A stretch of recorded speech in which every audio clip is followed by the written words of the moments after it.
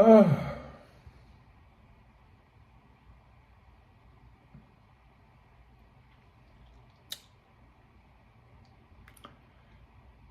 and good morning. It's 8:04 a.m. on a Saturday in the Kingdom of Saudi Arabia.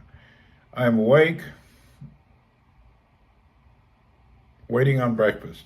I have to eat today. I can't handle it no more. Double J, what's up? I woke up. I've got to eat this morning. I can't do a foodless day again. Oh.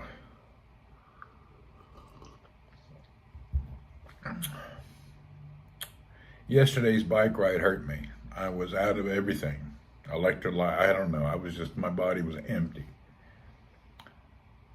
And I was really not good off yesterday.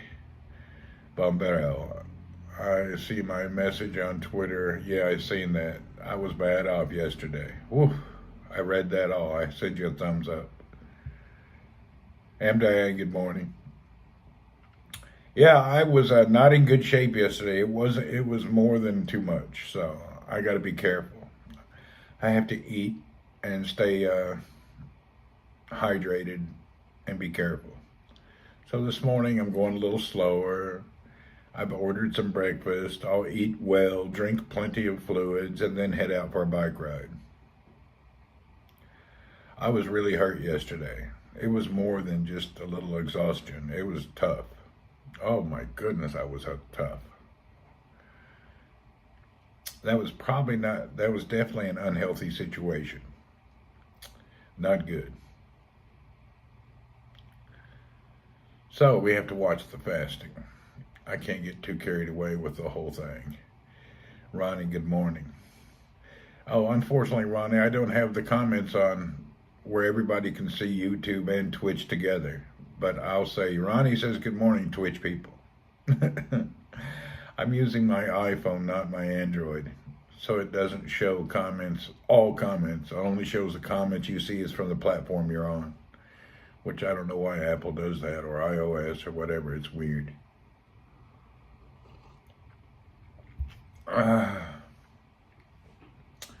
All right. It's another beautiful day. Whoop, whoop. Good morning, Prince. Hola.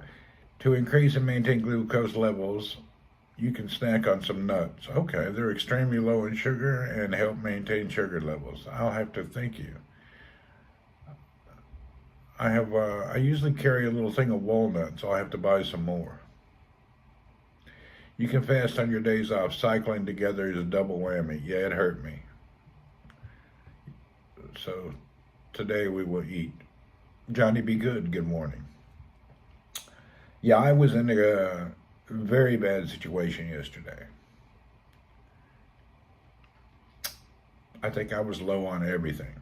A few minutes after I was home, I just laid in bed and just was unbelievably just like, whoa. It was not good.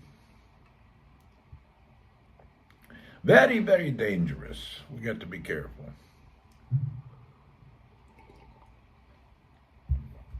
I'm feeling well. Today I'm feeling better. I overexerted yesterday. Yeah, I took it to a dangerous level, so I got to be careful.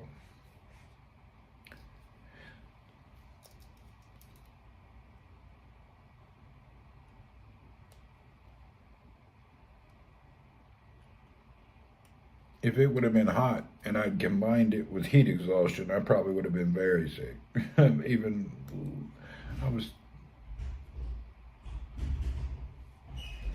still not well.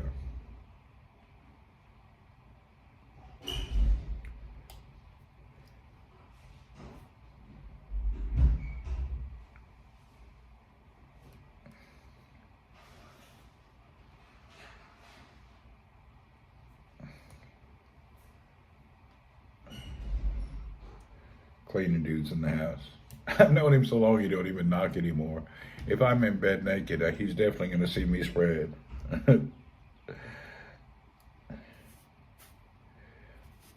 This is the regular cleaning dudes on holiday And the guy who took his place is the one who worked in the kitchen. They're all part of the same catering company. This guy's actually real cool. He's a real good guy. You have one of them drinks that puts salt. Yeah, I need one of those. I wish they had a sugar-free Gatorade. I just don't consume sugar. I consume 0 sugar, so. And all of those, like electrolyte, different drinks are so full of sugar. I just don't want to, I'm not going to sit there and just chug down sugar. That's crazy. Have you seen on Gatorade and all what's in those things? Like a half a cup of sugar. Hell, I ain't drinking that much sugar. It's not going to happen. But we got rid of this, though. Check it out. It's gone. Belly's gone. Very little is left. A little fat around here. And this is the last 40 pounds to come off right here. So it's almost all gone. They do have 0 Gatorade. I'll have to check that out. So by March, we should be down to 100 pounds. They have 0 sugar Powerade. Okay, I'll check it out. Yeah, all my pants are loose. My belts are in the last loop. I'll have to check if we have these sugar-free things here. The problem, we're in Saudi Arabia, and a lot of the drinks that you have are not available in this country. It's kind of different, you know. Maybe at some main grocery store I would have to check. It's not like off-the-shelf type stuff here. I know in 7-Eleven you can pick up 0 Gatorade in America, but not here. Here it's a challenge. I'm still only doing, I just only eat meat and eggs, that's it. Yeah, I'm down to fighting weight. I only eat meat and eggs, that's all I live on that only. I eat nothing else. We do have some big pharmacies. I did see something there, a refrigerator of some type of a drinks. We'll go by there on the way out. I'm going to go for a bike ride in a little bit after my food comes. Yes, Earl, you slept in my bed next to me. You only been awake 10 minutes. What do you want? That's the neediest little bastard. Hell, he slept in my damn bed. It's like, he's a weirdo cat. He needs too much attention. Or I think just because I'm talking, he wants to come in and talk too. Something like that.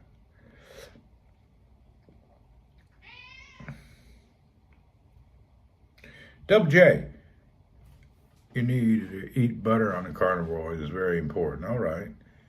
Cats are easy. I think Earl's a dog. Double J, you need to be biking in New Zealand. We need some live video of you cycling around New Zealand. You live in one of the most spectacular places for cycling.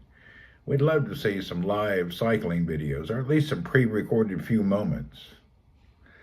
Grab yourself a little bicycle, throw yourself a GoPro on, give us a video once a week. I bet you'd go viral. Just a few minutes cycling a week. Start out with the YouTube shorts and just throw a few shorts out on a bike.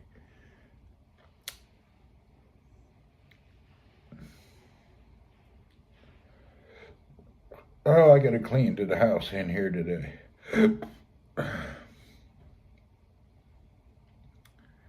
Yeah, dedicated cycleways here. Yeah, I know. There used to be a couple of people that would be live and occasionally do some really nice videos out of New Zealand, but they disappeared. I guess they got tired of it or something. I don't know. I used to love to watch them. You've been doing carnivore for over a year without any problems. Yeah, but do you do intense exercises and then do a 3-day fast? That's what I was doing, Diane. I was on 3 days, no food, water only, and intense exercise combined. So I was trying to do the empty your cells of toxin thing you do. I can't remember the name of it. And that was too much. Yeah, I'd stay on carnivore. That's not a problem. The problem is when I do complete fast of 0 food. The 0 food thing hurt me. Great lady, can't remember her name. She used to broadcast in New Zealand. Oh, I remember that. You know that lady that used to always do like this? No, what did she do? Something. I remember that lady. She used to always point her finger out when she was broadcasting. I don't know what happened to her. She was funny. Yeah. Remember that stressful week? Glad it's over, are you? I'm glad too, Will. What was that lady's name? Used to always start the broadcast holding, no, she would hold her hand out or something. Just weird, like, I think like this. And she'd start every video off like that.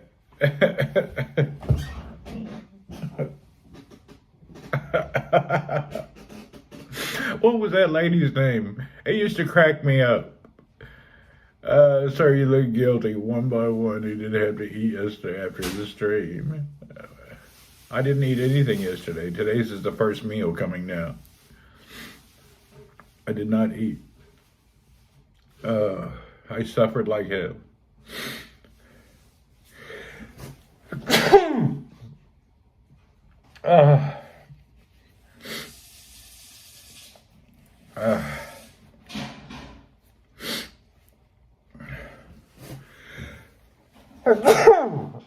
I can't remember her name. I hear you.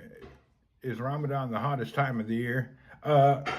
Louise Poppy, that was her name. Yeah, that was old Louise Poppy. Now I remember her.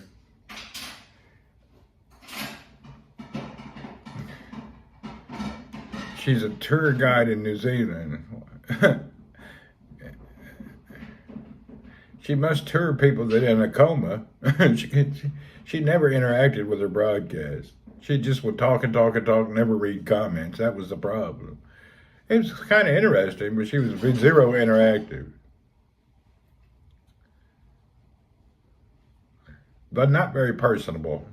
Nice person, but not personable, if you know what I mean. It's one of the few broadcasts I would watch and just feel very distant. No, she wasn't Chinese. She was a New Zealander or an Aussie. Haven't seen her in a long time. No telling where she is.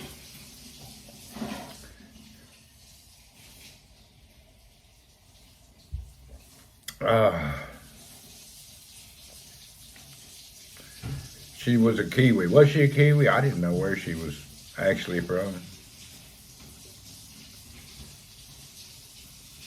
Kiwi, all right. She used to stream from Japan, too. Did she go to Japan? I don't want to be rude, but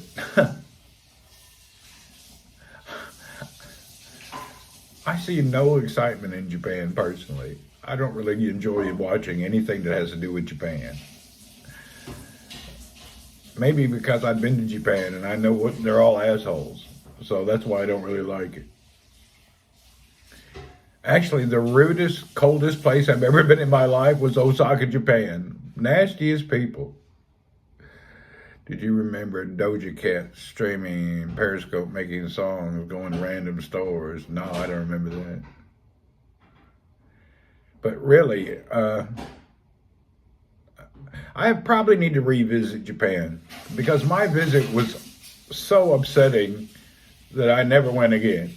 It was very weird. They're really stuck on not liking foreigners. I think they have a big language problem. So if you don't speak any Japanese, you're screwed there. They're really into speak Japanese or screw off, you know? And my time in Osaka, I was like being tortured. I was there on business, thank goodness. I didn't pay to go there.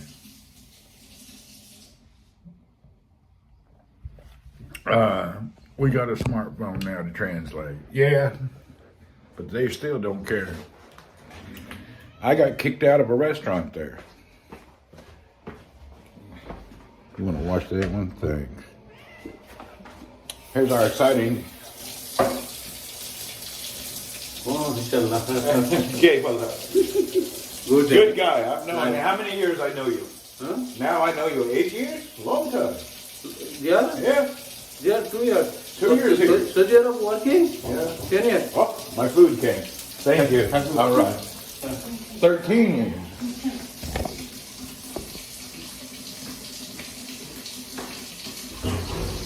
Sir, back to delivery, please. I'm ready to eat every day. Thank you. I'm finished with my not eating. All right, we're back to eating. Hallelujah. I don't eat in 3 days. Ah, to put it there. Yeah, we're making diet.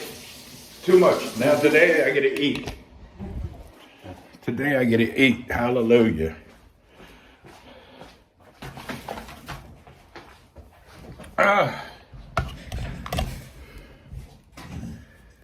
Yeah, baby. We're eating today. Our fasting is over for now. Let's see what we got.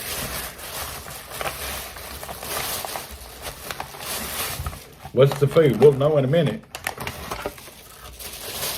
Today we have eggs and sausage. I need some salt and pepper.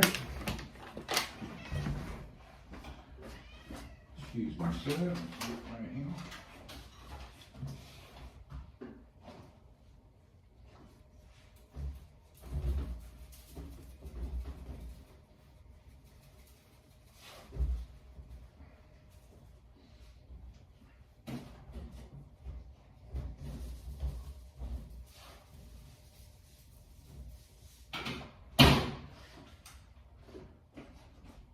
All right, we added some salt and pepper. Blood Buzz, thank you for the subscription.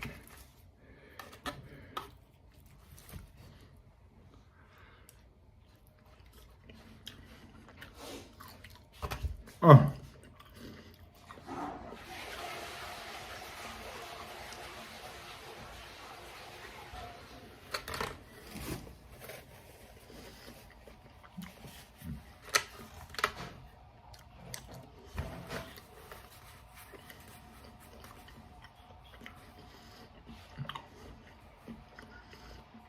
I'm famished.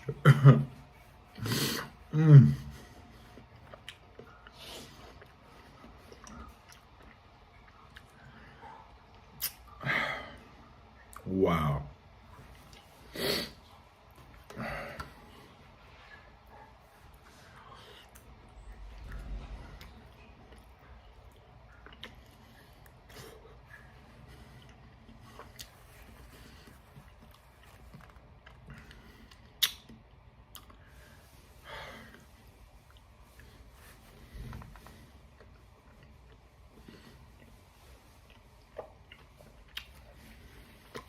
Hallelujah.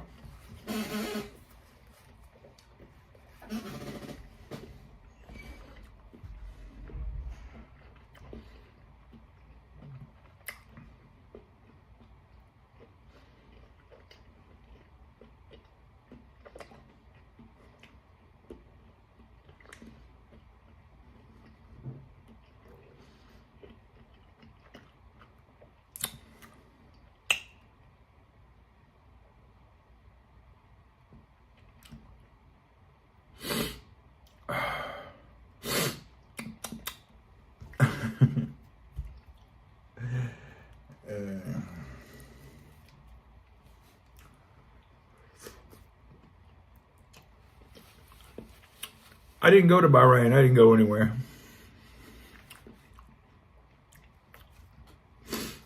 I don't know. I just changed my mind. Didn't even leave the house. I didn't even leave Jubal.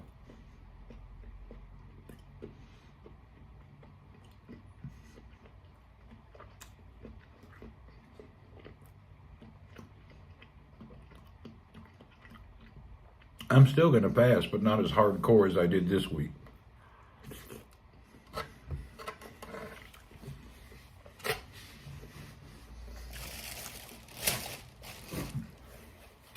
Yeah, hell, I didn't even go anywhere. I was going to go somewhere, and for some reason, I just didn't go out. I just went and rode the bike.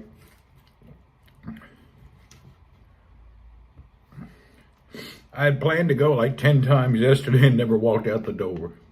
Hotel Curly, what's happening? Happy holidays.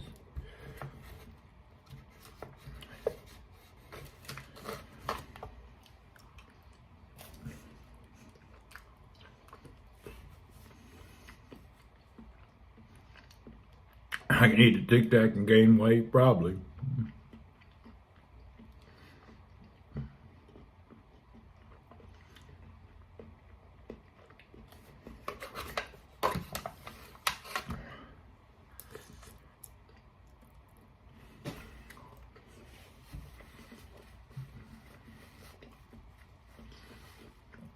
He's good. All Earl's floating around. He looks like shit.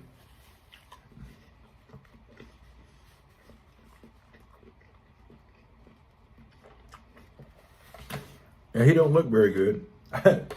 I gave him a new haircut, so he's looking real rough. Why am I not with my family now? For what? This year I have business to end the conclude of the year. My business came later in the quarter, so I have to babysit stuff. Business overruled this year.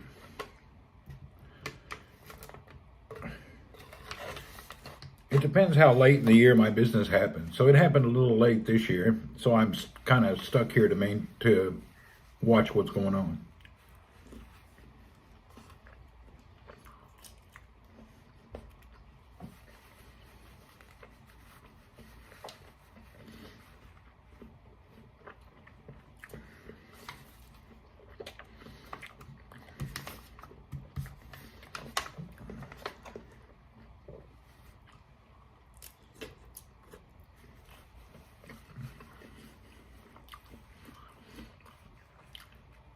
There's no groomer here, Sherry. That's the problem. Yeah, I would much rather take him to a groomer. And there's just not any here. Believe me, I hate doing it. It's a pain in the ass. He don't like it and I don't like it.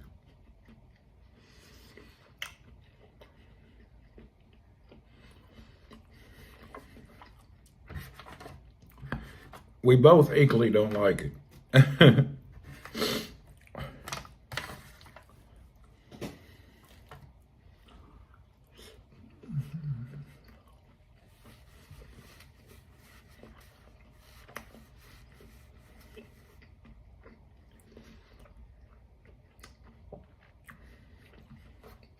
All right, let's cut the rest of this up for the cats. Even though I'm starving, I am not going to eat everything. I still want to give some to them old cats outside because you don't finish all your food just because it's on the plate. So I don't eat everything just because it's there. Now we will take the food to the cats. I left them a few hot dogs and eggs. They'll be happy.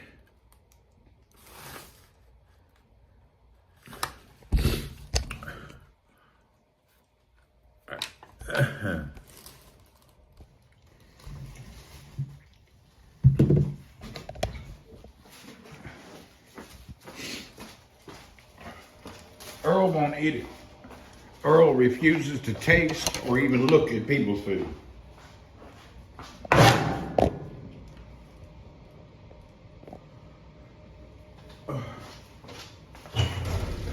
All right, come here. Who wants breakfast? Good morning. Just eat, quit being so picky.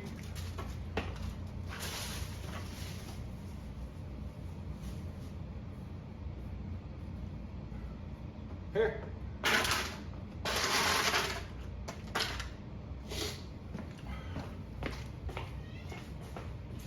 She sees Earl. Earl, leave her alone. Let her eat. Dang. Yeah, just let the old girl eat. Earl's giving her the stink eye, making her afraid to eat. Earl's got, it's okay, honey, eat your food. Earl's got the stink eye on her.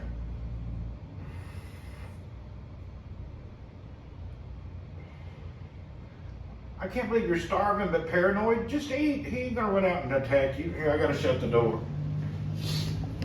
She's too paranoid to eat because Earl's there. Earl's sitting there with a stink eye. Look at him. He's giving her a stink eye. Yeah, you're being evil. That's Earl's great haircut. He looks like he got hit with a weed eater and mange at the same time. That's my grooming expertise.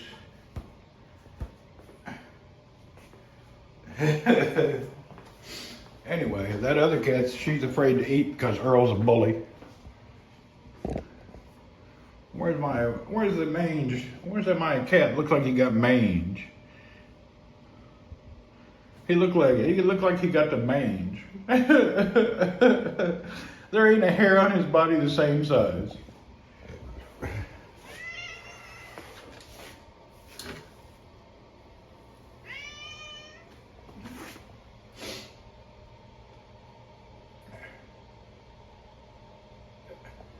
Oh yeah, the ergons.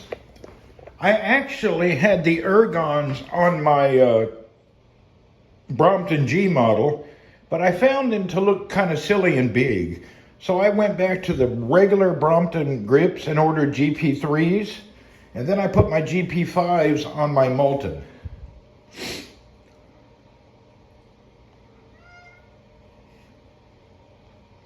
And then I have, I don't know what these are. These are like GP2 or 3s on this bike.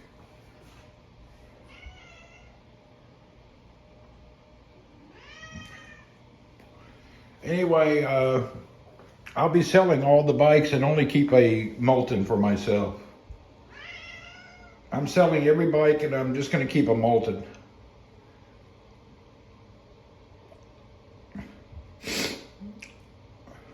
That's all I care about.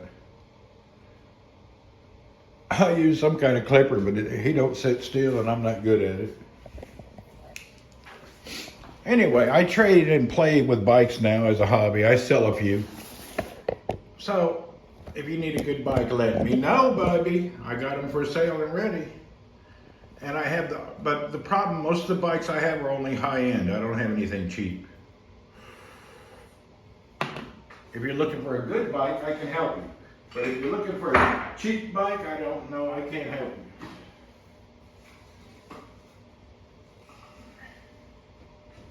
All the bikes I deal in start around $2,000 plus. I don't deal in cheapo stuff. I deal in bikes that are $2,000 to $5,000.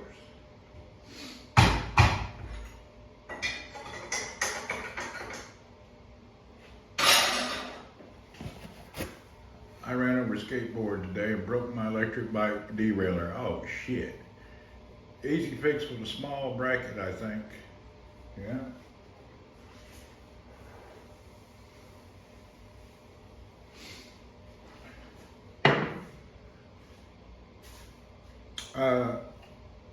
You can get the derailleur protector. I put that on some bikes. I haven't on these, but it's a good idea. I don't have to worry about derailleurs anymore. If I actually quit using derailleurs. I only use the Alpine internal hub, so all the gear is built into the wheel. This is an 8-speed one, and I believe this is an 8-speed derailleur hub, and this one. So all my gearing now is internal hubs. That derailleur, I do have a bike coming, a 24-speed Birdie coming, a touring Birdie that has a derailleur, and it's really close to the ground. It's going to be a dangerous one, but we'll see.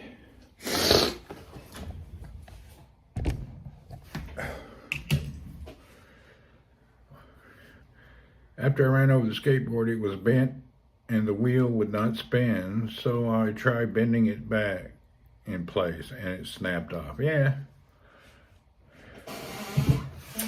It's a common problem, actually. It happens to a lot of people. It's easy to screw your derailleur. You can spend $10 and get away from that problem. I had a Zizzo Forte I sent to the Philippines, and I put the derailleur protector on it. Ryan, what do you say? So you can actually alleviate that problem with a $10 part. But nobody buys them. I don't know why. $10, you can fix that, and it won't have that problem again. It's a little metal U that goes around and protects the derailleur.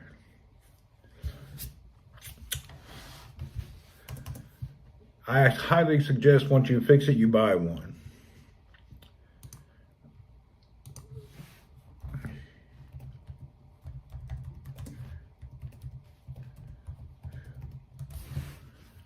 Right here they are. Check them out. There they are. That's 121. There's different sizes. This is like $12, $10. They're all over the net. On Amazon, you can look at all prices. They're everywhere. Just buy one of them. It'll save your ass in the long run. But then you got people out there that are worried about how many grams and how much their bike weighs. I don't have time for those assholes. If you're worried about how much your bike weighs, I'm not your friend. I don't give a shit. I'm a pleasure biker. I'm not trying to win a triathlon or the Tour de France. I like to ride a bike and have it run for a while. Yeah, just look. There's all sorts of these derailleurs. Pick out the one you like. These protectors, I use this style. Any of them will work. That'll save your ass. Jamie Birch, what do you know? You got the Giant Powerfly 5. Yeah, just, you can look at it. Most of these are generic. Like this one will fit any bike. It just goes with one bolt. This one should fit any bike. Just the one bolt hole. That'll fit. All of these will fit any bike if you look at the style of them. This guy trying to get that much for it. You're an asshole. It's a $10 part. He's trying to get $70 for it. Be careful. Trek Powerfly. Okay. Yeah, just watch the net. They're $10 to $20. Anybody with a price like this, that's just an asshole. He's trying to charge too much.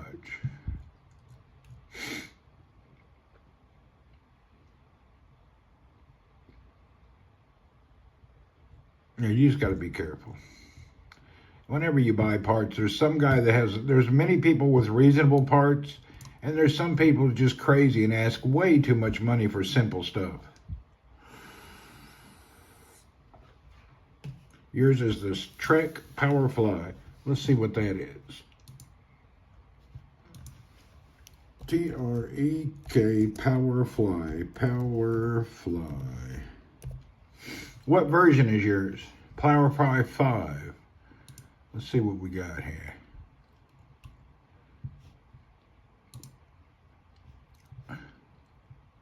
Oh, a good looking bike. That's damn sexy. What color do you have? You got the black one? That's sexy as hell. You're sexy and you know it. Good looking bike. Black one, just like this with the red or some other combo. That's a damn good looking bike. Mabruk, congratulations. I like the hell out of that. It's a 29er, right? Nice bike. Oh, hell, you've got SRAM derailleur. That's going to be expensive to fix. You're going to have to get your derailleur off of Amazon. I don't even know if you can buy just the derailleur. Some of the SRAM is weird. I love SRAM, by the way. Nowadays, they try to get you on a shipping price. Yeah, they do, Jamie. They will kick your ass on shipping. I'm trying to buy a bike right now from the UK. And the dude come up with half the price of the damn bike is the shipping. I said, man, that ain't right. 3,000 kilometers on the clock and still going strong. Yeah, that's, you know what? Trek is a good regular person's bike. It is a great bike for the money. The only problem with Trek is there's no resale value. But if you're not buying them to think about resale, it don't matter. But Treks are great bikes. The problem is nobody will buy a used Trek. They're a dime a dozen. But you may have luck because it's a good e-bike. And it's got the Bosch performance motor on it, which is the best one. So, an educated buyer would love that bike. I love the Bosch products. Then again, I'm partial to German engineering. That's how they get you on Amazon. Yeah, right now, Jamie, when I buy, if it's not free shipping, I delete the order and ask for a refund. Yours is the 2017 model. No problem. That just means that yours has the battery like the other Trek I have in there. Don't matter what year it is. Yeah, Jamie, as soon as I calculated it and the free shipping part disappears, I delete the order and I cancel it immediately. I don't play with that bullshit shipping stuff. That's the biggest scam today. They show you a product cheap. Let me show you, for instance. Let me show you some bullshit. You're not going to believe this. Let me show you something. Jamie, I'm glad you talked about that. Hold on, I'm going to show you something. It's hilarious.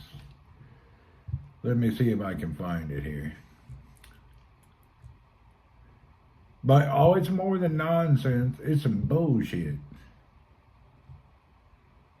Let's see. I was looking to buy something. Oh, where did it go?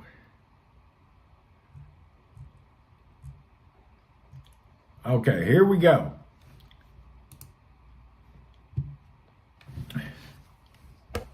Here's a prime example of the bullshit Jamie's talking about.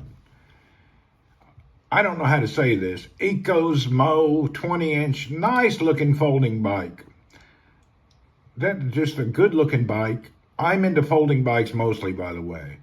Okay, that bike is 1,500 reals, which is around $350. However, if you try to order it, watch what they do. As soon as you click on it, the shipping is 1,657. The shipping is 100 reals more than the actual bike. Tell me that ain't some, look at that. Those numbers you divide by 3.75 to get USD. So look at that crap. And now somebody not paying attention clicks on that, and then they end up paying double and not even knowing it. That's scammy as shit. Amazon shouldn't allow that crap. That's so scammy. That's just complete scam.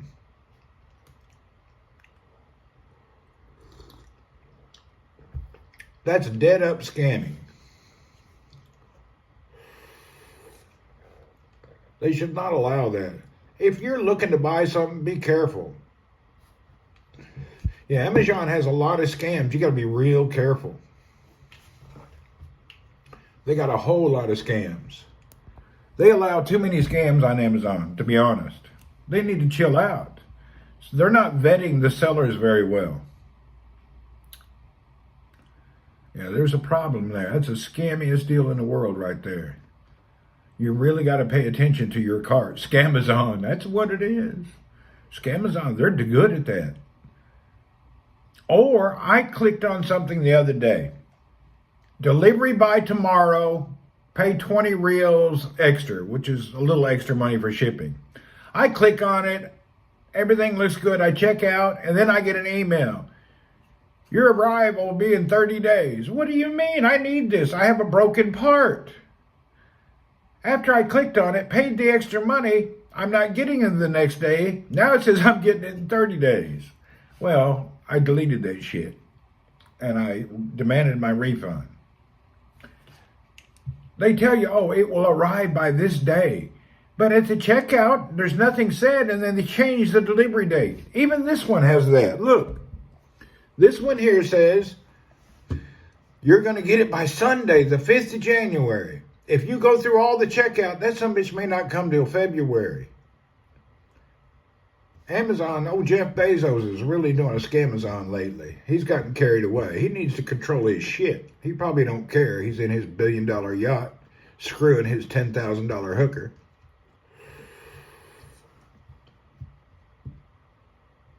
Scamazon. Yeah.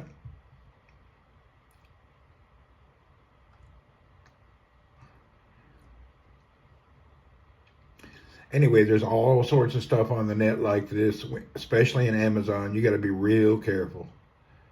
That's where they get you.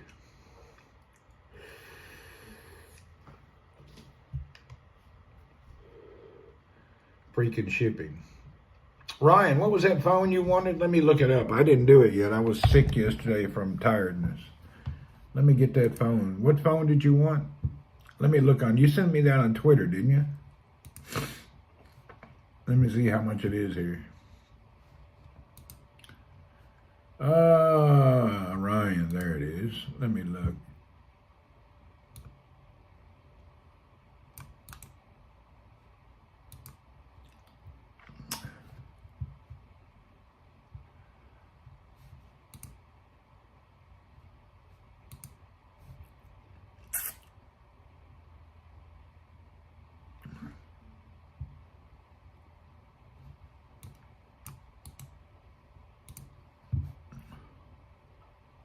F that phone. I didn't realize it was on like a 5K.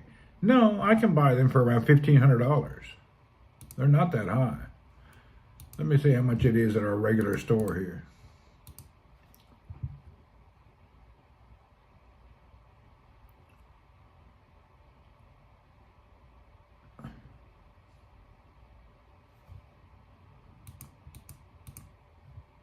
They're $2,000 maximum here. They're between $1,500 and $2,000. Randy Sanchez, the renowned cyclist coming out of Jubail, Saudi Arabia. So yeah, they're out. They're probably shipping and everything included. So it was going to be around $1,850. That's not bad for something nobody has.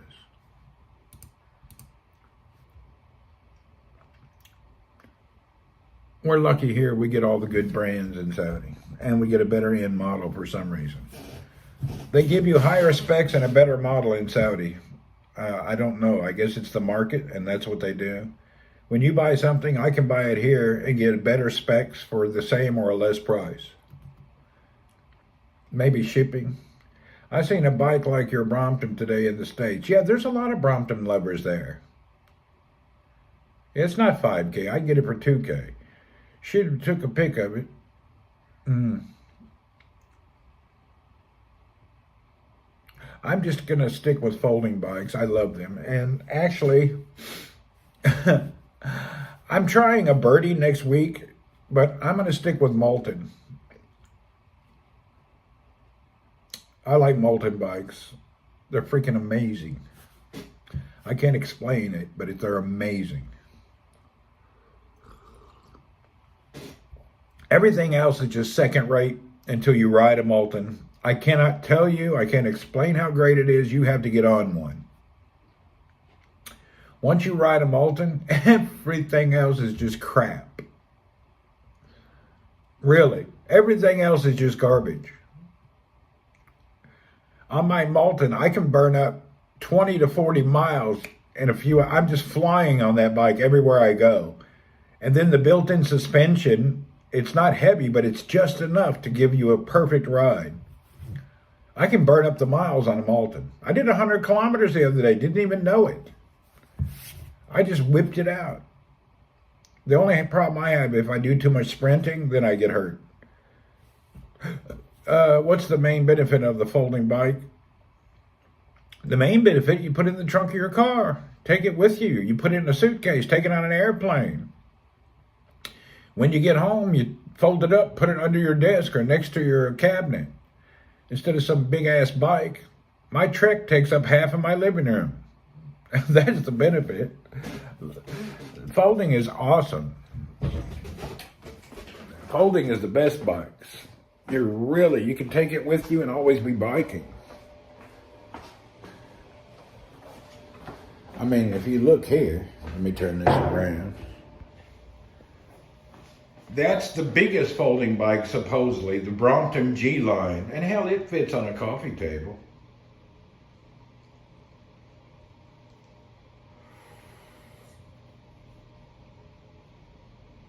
Yeah, they don't weigh much. But this is now this bike doesn't fold, but it splits in half. This is the royalty premium piece of artwork I love this Moulton's.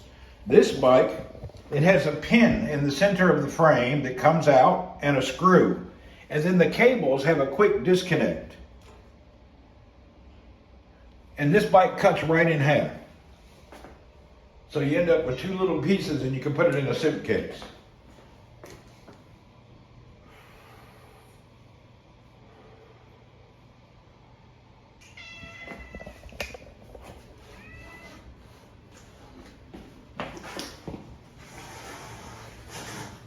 Unlike my Trek, my Trek's about a half a mile long, but this big ass Trek is definitely more comfortable. I won't deny it.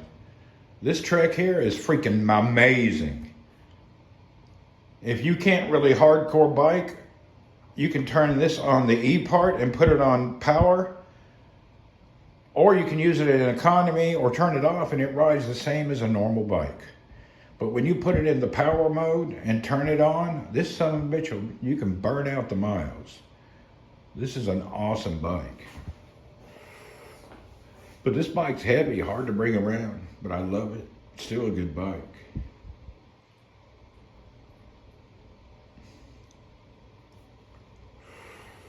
I don't know if you've noticed my bikes. They look unused. Even when you look at my tires and wheels. See how everything looks totally unused? Look at the tires.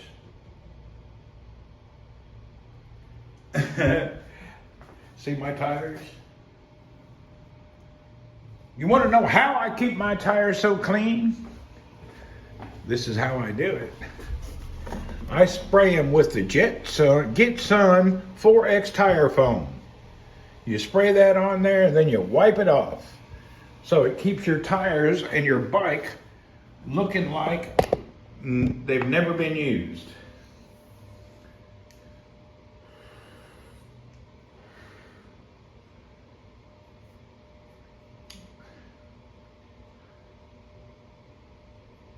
All my stuff is pristine and scratchless. I'm real particular about keeping my stuff like it just came out of the box. I do not keep dirty shit around. I need my stuff. I even keep all the boxes. If you look, the boxes are everywhere. There's a box for the G line and every piece of foam. Which Moulton do I have? I have the TSR8 and there's my Moulton box.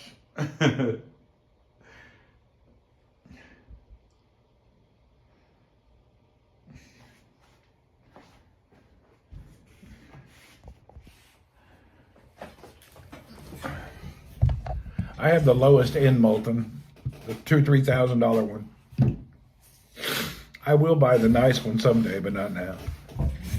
Not until I'm settled in my in my retirement.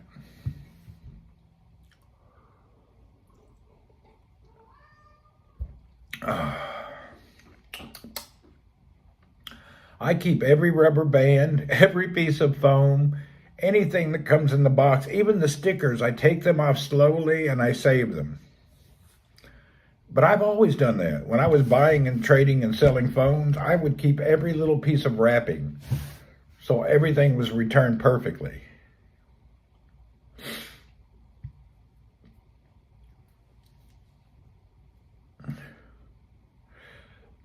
When do I want to retire? I'd like to retire 50 years ago, but I don't feel financially secure. And the reason I don't feel secure is I don't want to live in poverty. I don't want to be retired with a low budget. There's things that I want to do and see and buy still that I can't do that. In retirement, I would have to slow down everything and be careful. I don't want to live that cautious just yet. So that's my problem with retirement. I just don't want to live near damn poverty, you know, worried about every dollar. Can we afford that? Should we buy that? Junior, be careful. Turn the lights off. Don't be burning the lights up. Don't use so much shampoo. Blah, blah, blah. You know, all that old people shit. You always hear them chitter-chatting about. Why are you using so much shampoo? Turn the lights off when you're not in the room. Blah, blah, blah, blah, blah. Hell, I want to leave my lights on and use a half a bottle of shampoo and not worry about it.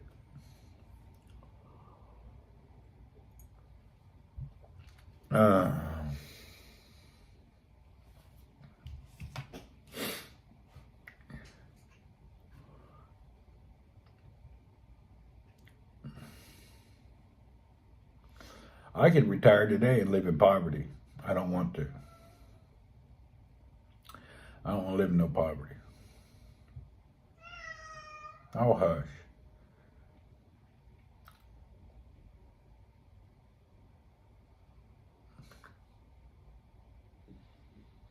Remember, steady work pays off for everyone. My colleague and everyone you know, Mr. Shamsuddin, is living proof that steady work, you don't have to have an executive style job. You don't have to have $1 million a year. Just good work, always working, pays off in the long run. So you look at Shamsuddin and his beautiful home that he's built and his kids through college. He may not have a pot to piss in, but he's saved up and did everything. His house is amazing. I'm still shocked about how nice his home is. And he built all that on a cleaning boy, tea guy salary. His house is amazing. Yeah, alhamdulillah, Shams is a hard worker. He used every penny he had to get everything done, but he did it on a cleaning salary. A little salary. His house is better than ours. Damn nice house. He built a modern, beautiful 3-bedroom, 2-bath, big-ass nice home, modern looking, in a good area.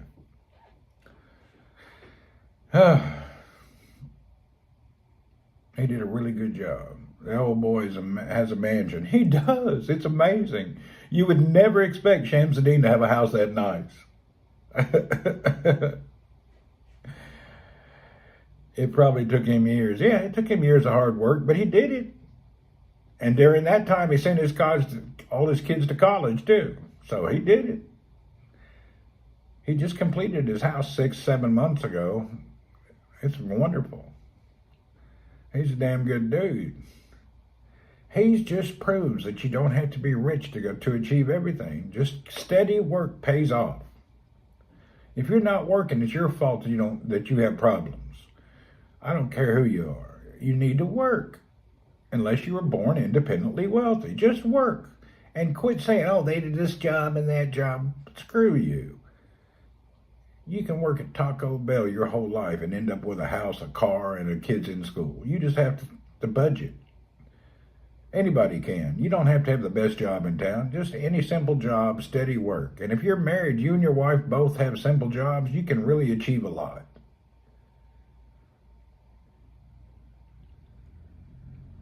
Yeah, he went over your finances. He just shows you that just regular work still pays off. Now, you may need your wife to work, too, to get you a little ahead of what you need, but he's proof that you don't have to be an executive to have pretty much comfortable life. Then again, I watched him over the years. He never spent a dollar on himself. Never. That's why us raising that little bit of money to buy him that bicycle, it means more to him than a bar of gold. Because he'd never had anything for himself. He never bought nothing. Not one thing. Everything was a sacrifice for the family.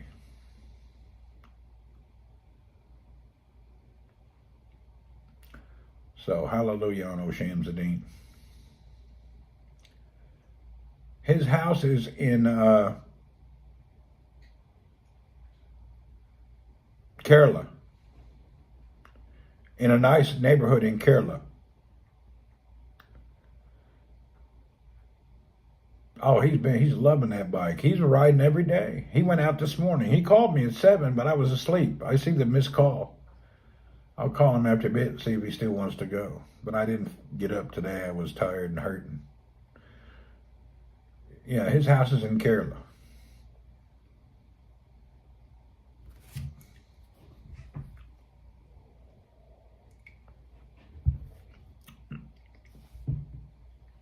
I have yet to meet a bad person from Kerala.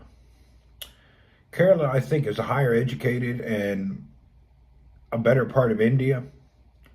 Everybody over the past couple of decades I've been around Saudi and knowing people from India, I have yet to find somebody from Kerala that was weird, you know? They're just good people. I think Kerala must be like the southern states, just good people. Everybody I've met from Kerala just had a heart of gold, just really good people. They say it's the highest place for education. Well, they say Kerala has the highest IQ rating in education of all of India. I don't know if that's true, but I've never met somebody who was weird from Kerala. They're all just good, proper people. So there's not from Microsoft Tech Support. Yeah, as long as they're not from Microsoft Tech Support. I think those people are in Calcutta and in Delhi. I don't know if they have them in Kerala. The Microsoft Tech Support out of Kerala. I hope they don't have. I don't think they have the scammers there. They're in other areas. All right, excuse me 1 second. I got to go to the toilet. Here, we'll let you guys look into the living room while I go to the bathroom. Yeah, I got to go to the toilet. I'll be right back.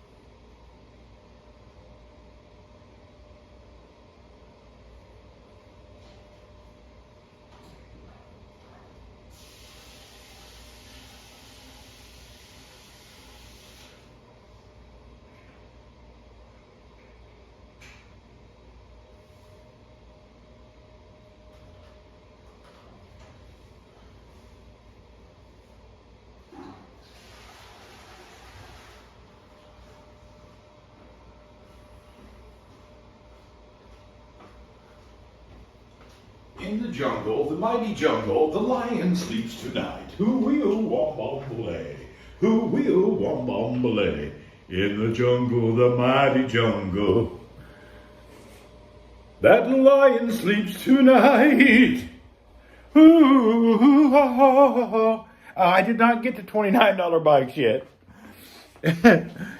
Let's check on that shipment right now. That's a good idea. I have not received my $29 bicycles. Have you ever been with Indian Lady? I have not.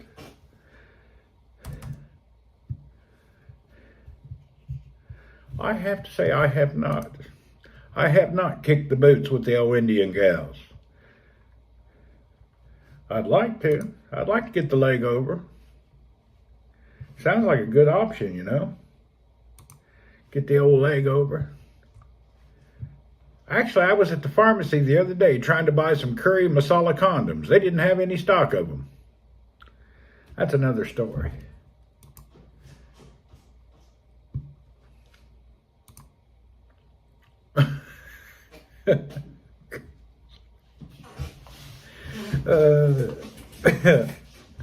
All right, let's check on my cheap bikes and see where they're at.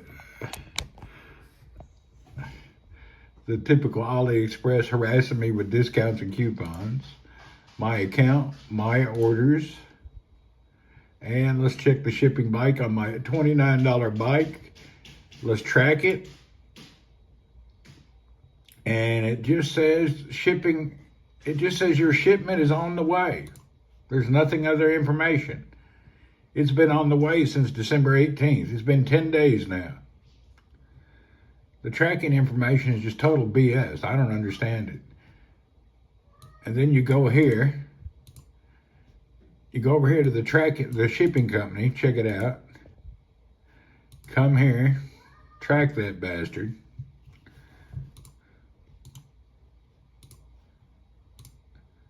And the tracking information comes up fucking Chinese.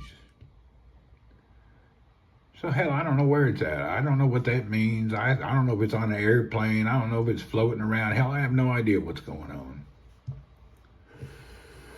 Some bitch is all over the place. It's like it's circling the damn planet. I don't know what's going on. Delivering in 10 days. What does that mean? I just don't understand that.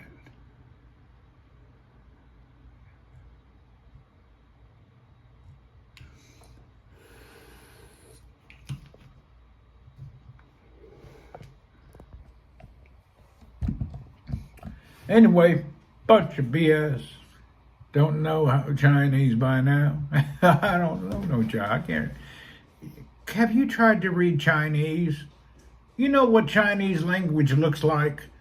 It looks like somebody let off a bomb at an IKEA warehouse. If you look at it closely, it looks like a coffee table stacked on top of a bookcase next to a credenza with another bookcase, another chair, and another chair.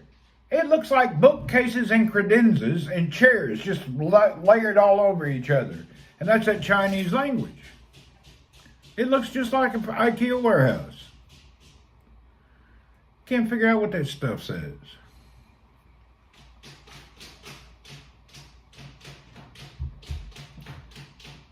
So my $29 bikes have not arrived yet.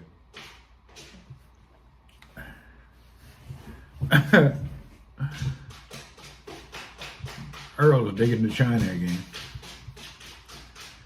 All right, I'm thinking we're settled enough to go for a bike ride.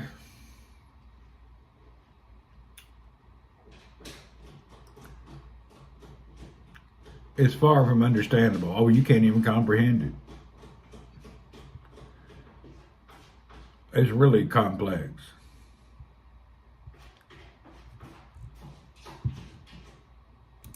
That's why them people so smart. You can read that shit, you gotta be able to read anything.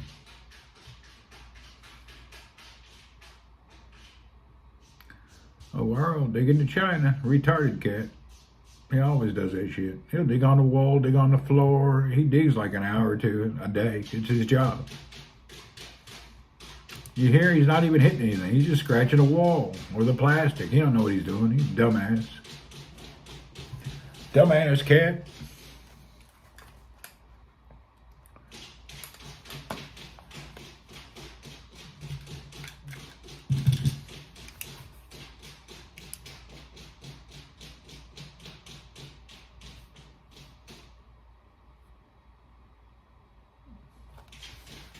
You're a dumbass and you'll be a dumbass all your dumbass life. He's a dumbass. What's on the agenda? I think we'll go down to the beach and ride the bike this morning, but not hardcore, just casual. I'm not going to be pumping out no miles today. I can't handle it. I hurt myself yesterday badly. I got carried away. I overexerted myself and exhausted myself and depleted all the minerals, vitamins, and everything that my body had. I almost passed out. It was really close. I could have had a stroke or a heart attack, so I got to be real careful. I really overdid it yesterday.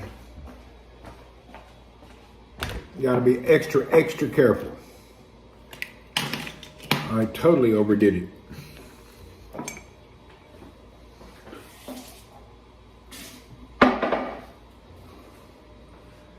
All right, let's look down here and make sure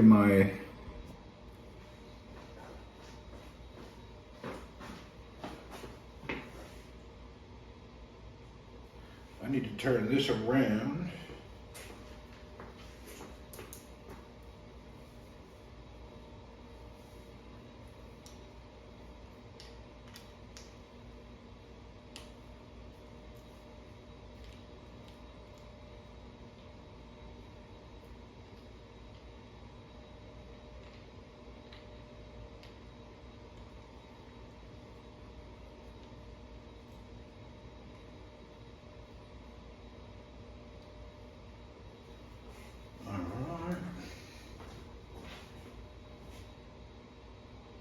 Is that correct? Hold on, let me check my bracket. Make sure I just turned it the right way.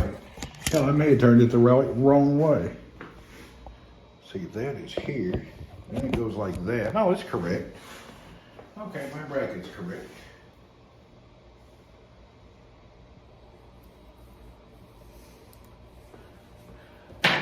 Oh, let's go on a little spin around here first.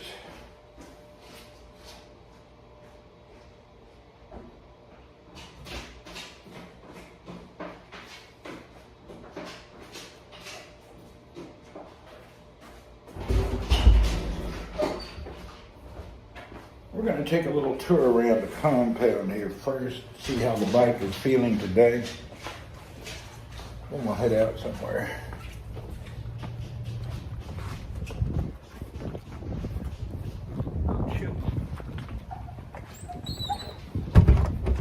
Let me see how I feel before I get the bike loaded up and try to go 1,000,000 miles. Maybe I don't feel good enough. Let's see how my muscles and everything feels.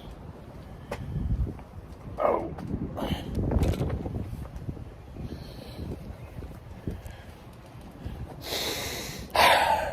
Let's give it a shot here. We'll do a little around the compound first just to see how I feel. Make sure I feel pretty good.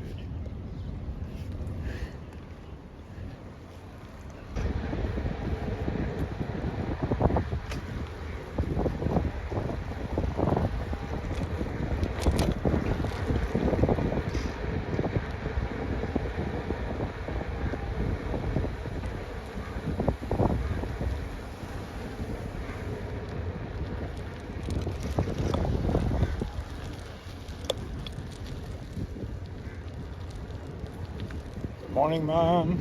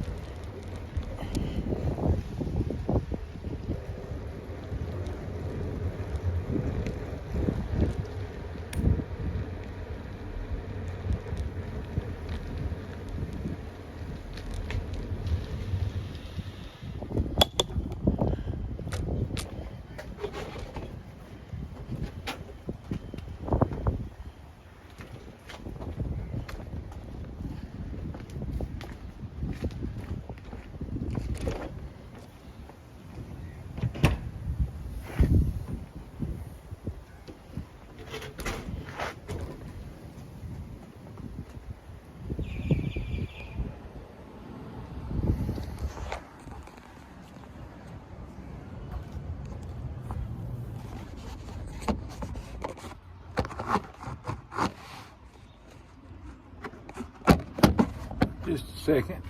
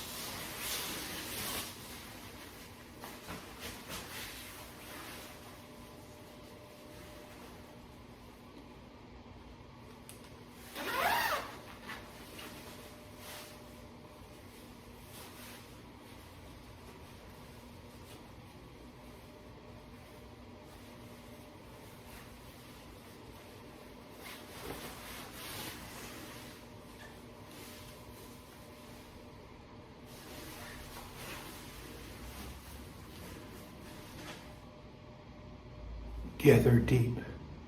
The glimmering gloom. Watch lights fade from every room.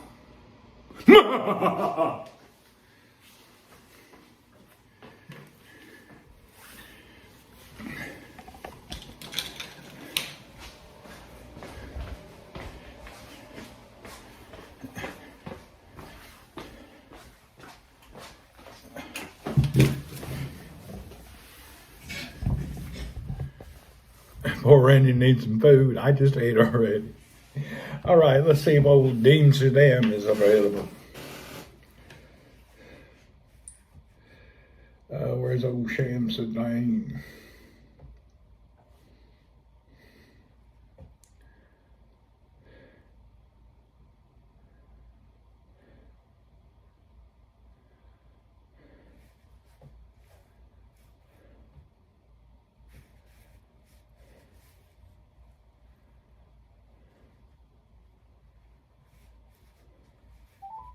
Call cannot be completed as dialed.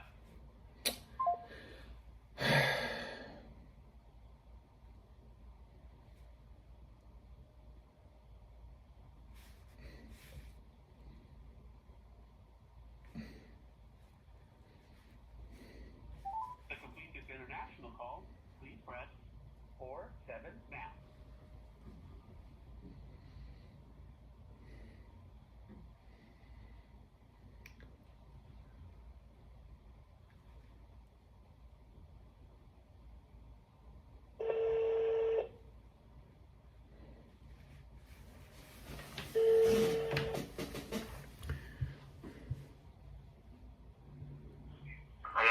Hello and good morning, man of India. Oh,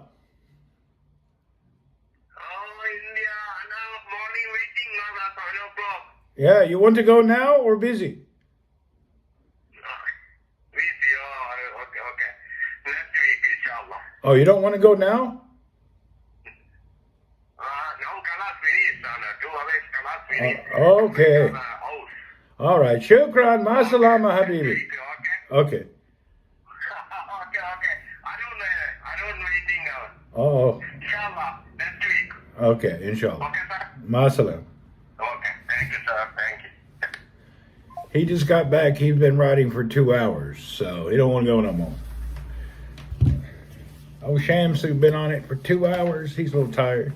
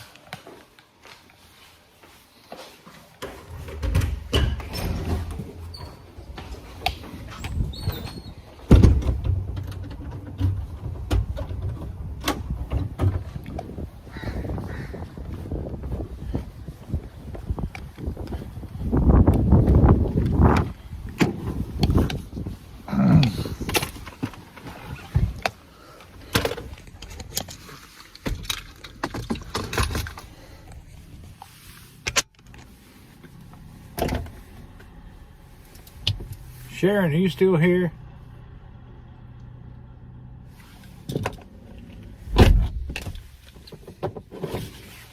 Sharon, are you here?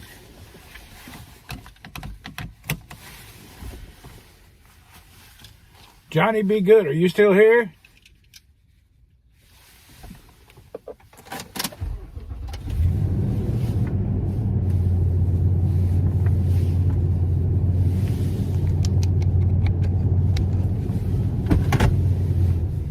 Johnny, I have something I'm thinking about buying in Oklahoma.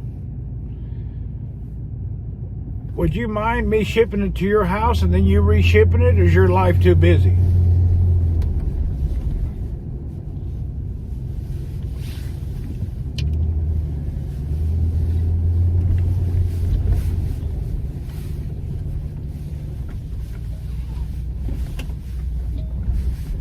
If your life is not too busy, I got something out of Oklahoma. No problem? Okay, I'll message you later today. I got something in Oklahoma I need. I will message you later on when we get back in the evening. Plenty of those in Saudi, imagine. No. What I need in Oklahoma is a very rare molten that has it's a very expensive piece of bicycle artwork. It's very rare, and the guy has one in Oklahoma for a decent price. It's not even available anywhere in the world. These things are hard to get. I'm trading now in rare bicycles or unique or elite bicycles.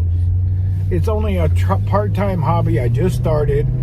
We'll see how it pans out in the long run. But my goal is only unique and collectible cycles of a high standard.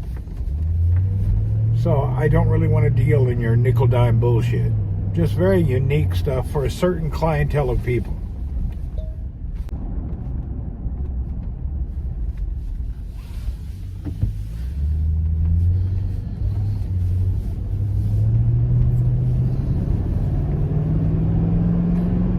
The only problem I see with the business that I'm playing with, the logistics part makes the money not turn around fast enough. So I'm going real cautious until I get the whole logistics things figured out. This is a problem in my life. Logistics is a bitch. So I need to figure that part out.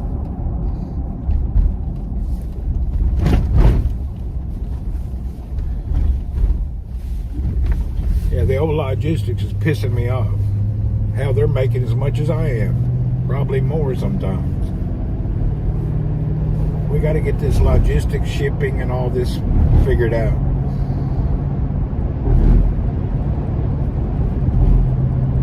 I actually need my wife and son to take one of our businesses that we have a license for in Cebu, and I need to relabel it and redefine it as a wholesale trader so I can get better with the customs and logistics. I can get better costing. We'll work on that maybe tomorrow or the next day. I'll send them what I need to do.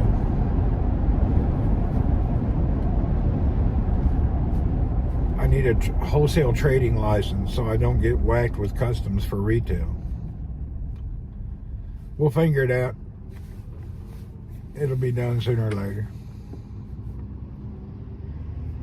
It's not a big thing. If I can sell 3-4 bikes a month, it would be good supplement to retirement, that's all. I'm not going to get rich by no means. I'm not a major player of anything. The only thing I majorly have played with my whole life has probably been my penis. Other than that, I'm just farting around trying to make a little extra cash here and there. Know what I mean, Bird? I make a few dollars extra here and there and enjoy it at the same time. That's good enough for me. I ain't killing the market. Boss man, WTO. Yeah, I ain't gonna kill the market and become no Bezos or anything. Hell, I make a few dollars extra a month, I'll be happy. I get to enjoy it and make a little cash. That's nice. If you can turn your hobby into that. That's my goal, just to support my hobby and make a few dollars. And at the same time, I'm losing weight. Papal Players Club card carrying member, are you? Got that players card. What's that word? I used to have the VIP Monger card. Monger? Mine expired. A Monger. Anyway, let's get on now. I play with mine. It makes nothing apart from the mess. I hear you.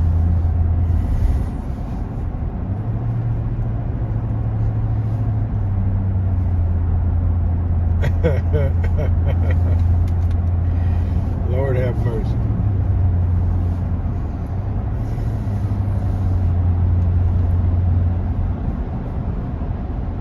The trash out of his car under the ground. Let's see what kind of person this is. Oh, he's turning left. What a filthy fuck, huh? Threw all the trash out of his car at the stoplight in front of everybody. No care in the world. That's your piece of shit people right there. Yeah, just a piece of shit person. Did it in front of everybody at the red light like it's no big deal. What an asshole.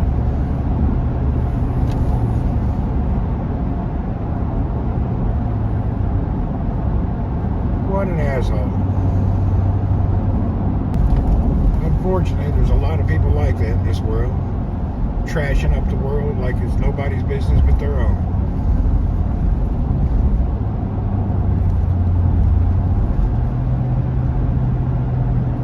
I have a pet peeve about people littering and trashy people. It really bothers me. I wish it didn't, but it really affects me internally. Something about it just makes me irate inside. If I was younger, I would have followed that guy to the parking lot and puked in his car to teach him a lesson.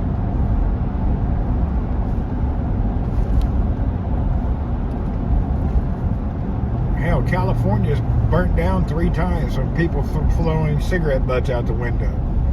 It happened many times. California, the largest forest fire in their history, was from somebody throwing a cigarette butt out the window. Northern California lost half of the redwoods because some asshole threw a lit cigarette out the window. That happened like 5 years ago. It was crazy.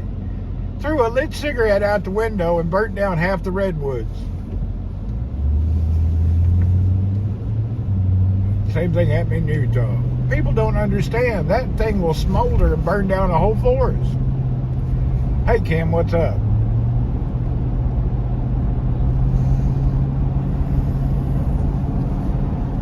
They act like that cigarette butt, no big deal. Hell, you're in a dry environment where there's lots of woods, you're going to burn down the whole forest. All it takes is that amber to hit the right kind of foliage, and with the wind blowing on it, it turns into a major forest fire. It happens worldwide. Cigarette butts destroy a lot of our planet. People don't even know it. Cigarette butts are one of the probably biggest destroyer of our wilderness.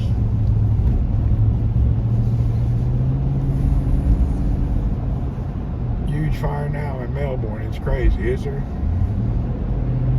Yeah, a lot of places in the world, they got these dry summers and a little bit of wind. It just takes a small amber to make it all go up in flames.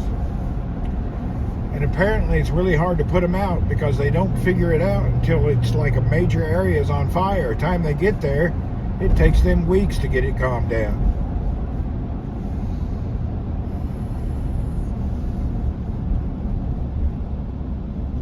It's actually good for the ground and the soil, but terrible for the animals and the nature.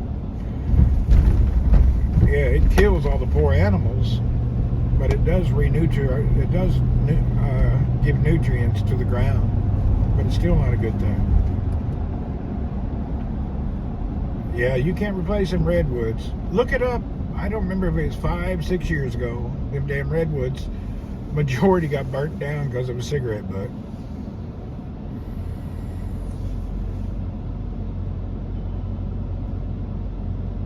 I believe they even tracked it down to one dude and arrested him. It was a big ordeal.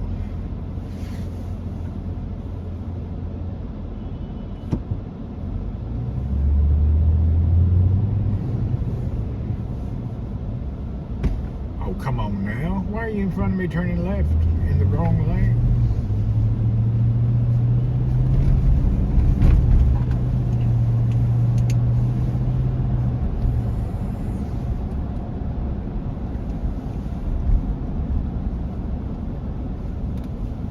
Yeah, Johnny, I'm going to send you a link later today. I'd like you actually to talk to that old boy, make sure he's not a con artist. He looks legit, but you never know. I have a lot of people try to con me every week. Because I'm on live and social media, somebody's always trying to con me. scam me and con me. I get more than most people. So I'm very cautious. Old boy in Indonesia tried to con me the other day. He didn't know that I had a friend of mine that lived right down the street from there that went to check on it and found out he was a con artist. I got a few friends and acquaintances around the whole world. Yeah, there's a guy in Malaysia right now. I hope to buy something from him, but I don't have anybody from Malaysia. I'll send you the message on whatever's best, Facebook or Twitter. Yeah, there's something I want out of Malaysia now, but I don't have any friends in Malaysia. That's the only place I don't have any contacts. Usually about every country I know somebody, but I don't know anybody in Malaysia. And they're real sketchy people, so I don't know. I'll probably just best to stay away from it.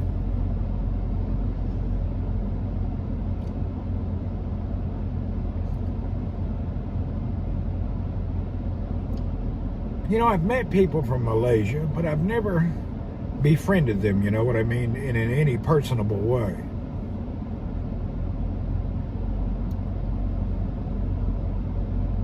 And my experience in historical knowledge is they have a tendency to be pretty good scam, con, and thieves out there.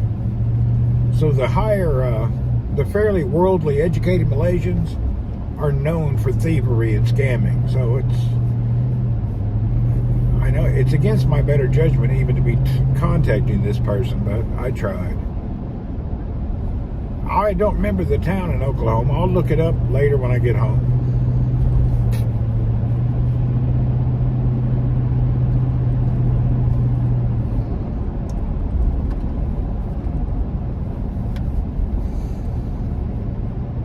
With the advent of online shopping and e-commerce, the world has become easier. However, I had a friend just came back from Hawaii.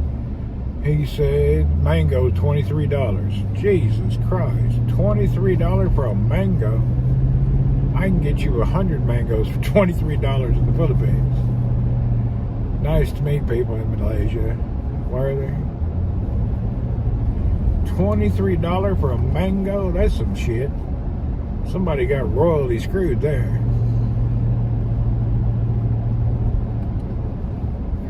Hawaii has always been notorious for the scammers in the Waikiki beach area. Around the Hilton Hobron and throughout Waikiki, it's geared up to fuck tourists left and right. They got them little gift shops and crap shops, and they go in there and screw the shit out of the tourists. It's a big deal. They've been doing that since I was a kid. I worked in Hawaii. I lived in Waikiki for over a year. And if you're a local, you know where not to go. Most of them shops is designed to screw over Japanese tourists. Charge them a fortune for bullshit.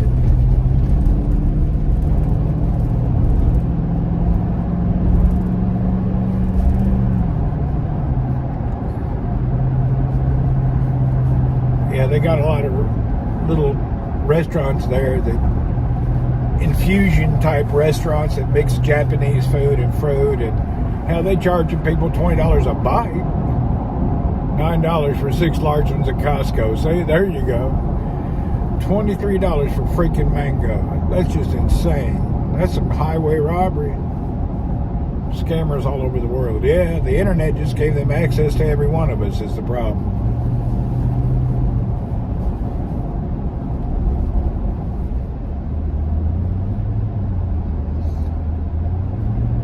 I've been online over a decade.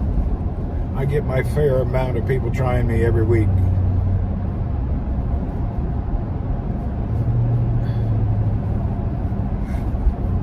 Most of the scammers use some fake profile with a picture of some successful Ivy League lady that's going to financially advise us.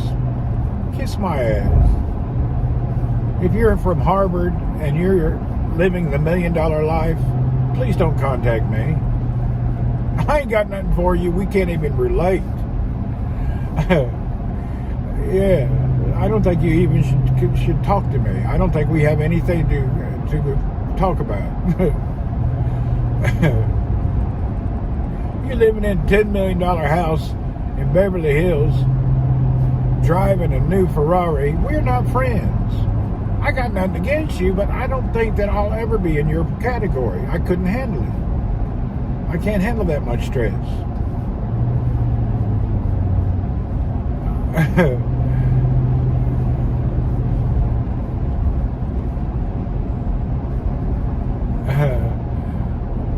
One may know I don't have it, Randy. I get all sides of people.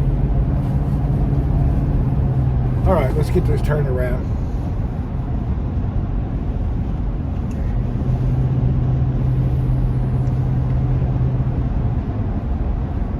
Yeah, if you're super elite and you want me to jump into your category, I may not be that guy.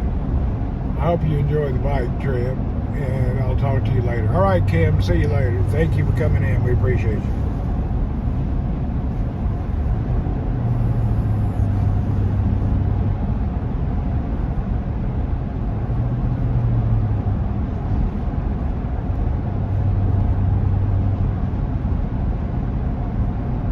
I'm going to take it easy today.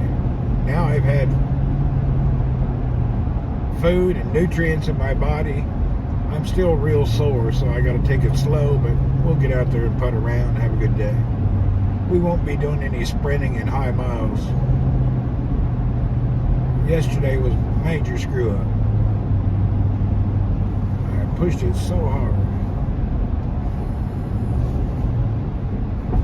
I'll be lucky to get 25 miles today.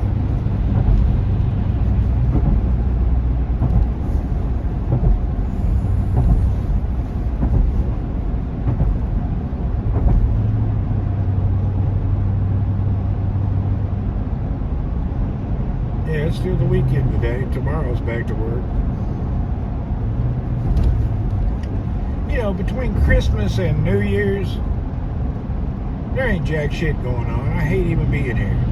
There's nothing going on. This is the most sucked time of my life. Between Christmas and New Year's, it's like a nothing time. Ain't shit going on anywhere.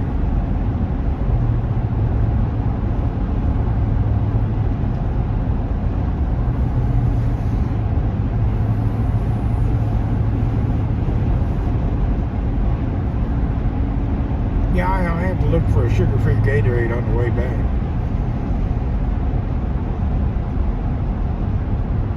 Maybe we'll pedal by a shop, who knows. I'm just really hell-bent on not consuming sugar. I refuse to consume sugar of any type. I got on watching these documentaries about mental illness, Alzheimer's, and sugar, and I'm scared to death of sugar now. It scares me to death.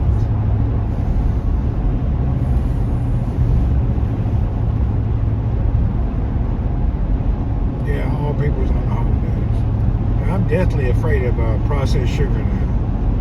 I don't think you should dive into the research of documentaries about that subject. It'll freak you out.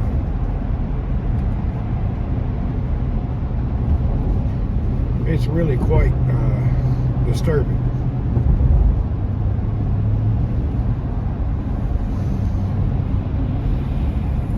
Look at that giant truck to carry that little bitty dumpster. It looks a little over-engineered, don't it? Go ski some and lie on the beach. There you go. I don't do sun on the beach. I've grown up and I live on the water most of my life. It doesn't really excite me. It's nice to see and be around it, but I'm no sun worshiper.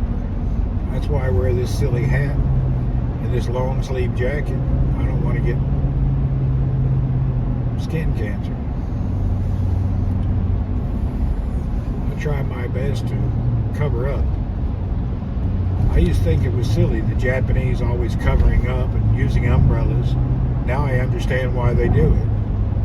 They don't really want to protect their skin. Smart thing, actually. Ryan, hello, Allah, Allah, Allah, Allah, Allah, Allah, Allah, hello.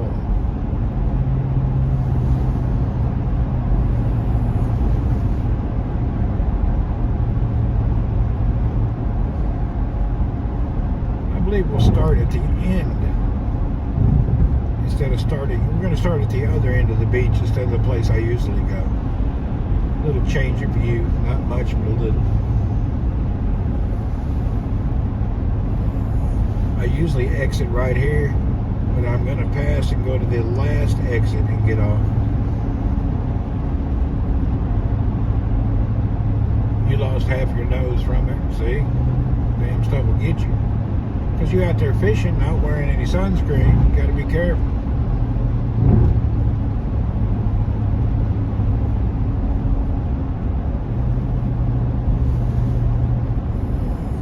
That's why you wear them damn old baseball caps and put on that white cream.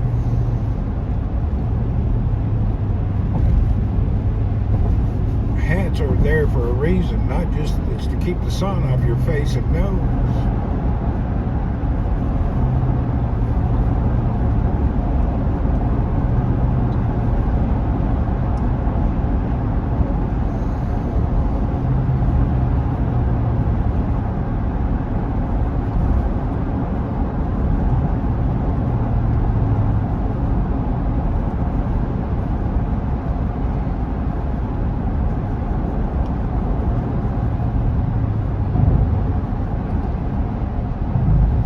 You've had 2 surgeries. Really? Damn.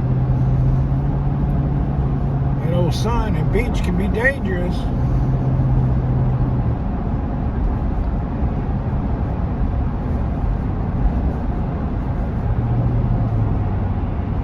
Nothing good about that.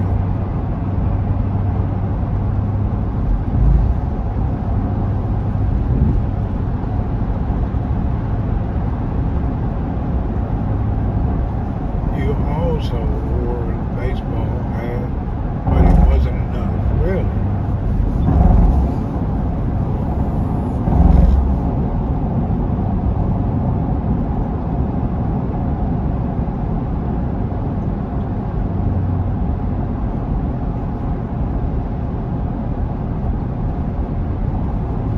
Hell, I grew up on the lake fishing and swimming and boating. We used to get roasted like leather. We didn't know anything about no skin cancer when we were kids. Hell, in the 70s and 80s, nobody knew nothing about it. Didn't even know it could be a problem.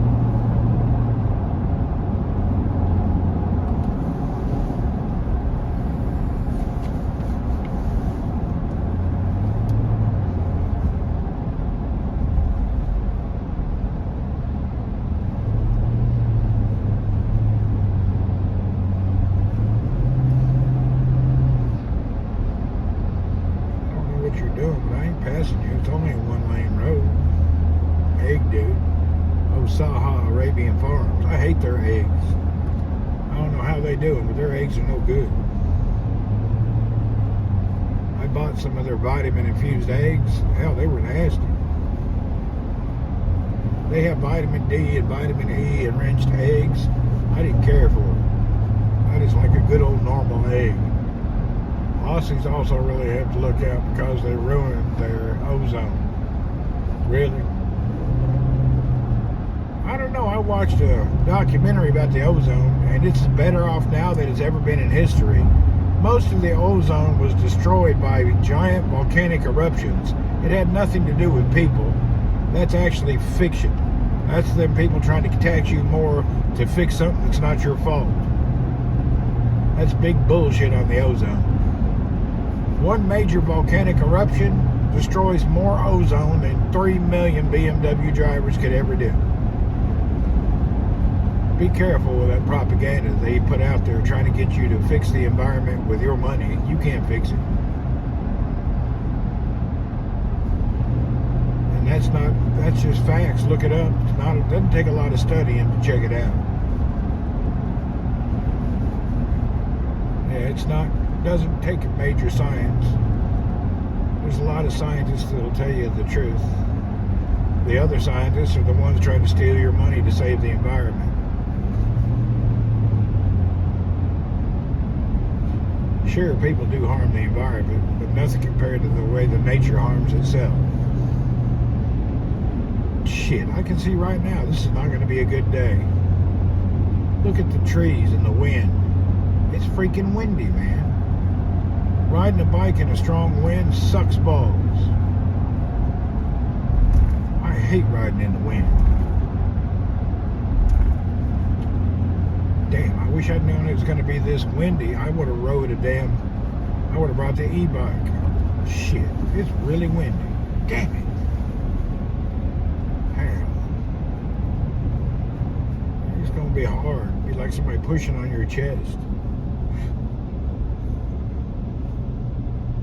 It is really windy. This is nonsense. Yeah. Look at the trees blowing everywhere. I'm going to be hurting.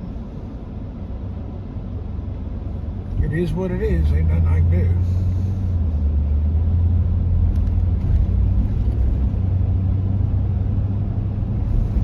Shoot.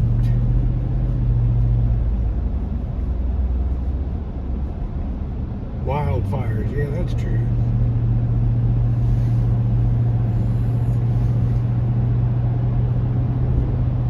What are you doing, dude? Why did you just cut me off? I wonder what his deal is.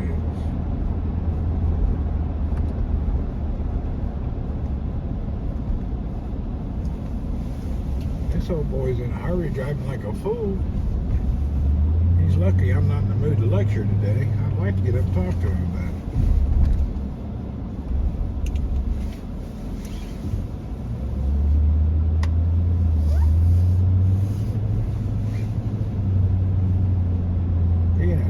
Excessive hurry, cut me off, spun around. Hell, this is a beach area. Chill out. People trying to enjoy their life. You driving around like a mad scientist, dumbass.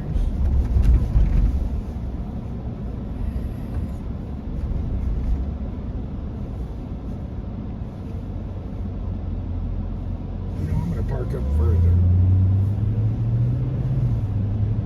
Look at this.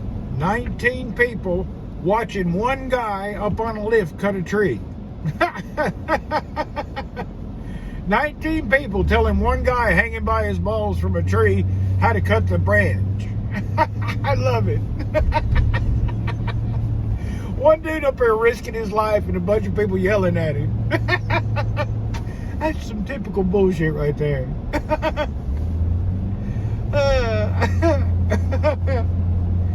Why is it like that? All the maintenance crews got one guy who risks his ass and everybody else just watches him and tells him what to do. Oh, you're doing it wrong. Oh, do it to the left. Oh, do it to the right. Old boy up there hanging by a thread. They screaming at him.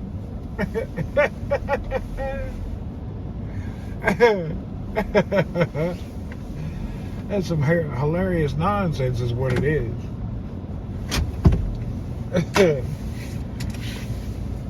Should have been smoking some cigs while watching to complete the skate scene. It's just funny. Let's get this bike out of here.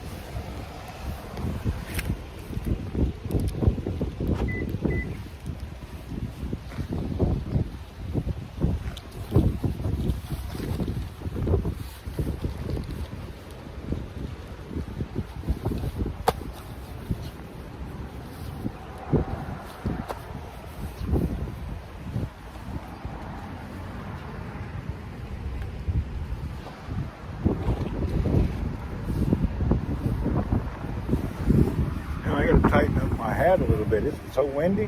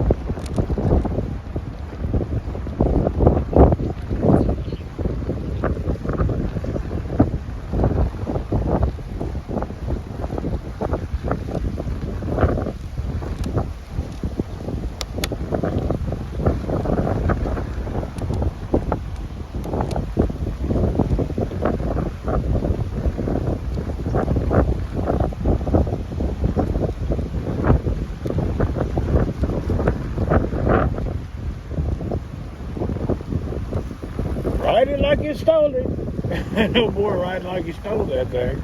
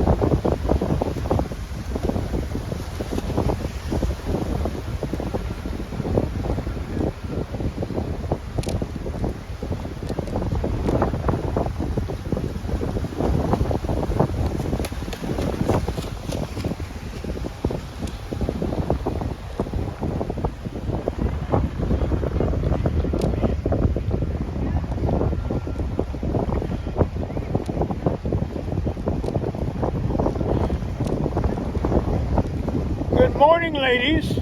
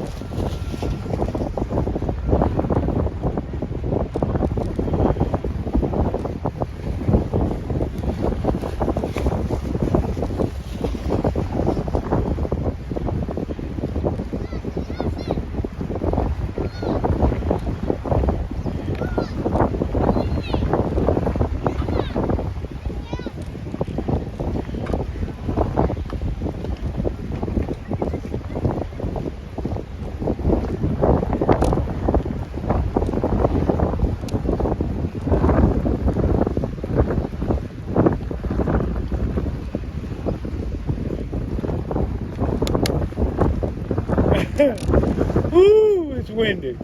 It's like blowing me backwards. 2 pedals forward, 1 pedal backwards. Freaking wind is amazingly strong. This sucks balls. Ain't nothing good about this. It's like 3 times the effort to go forward. Woo! Sit down, give it a hug. Ah!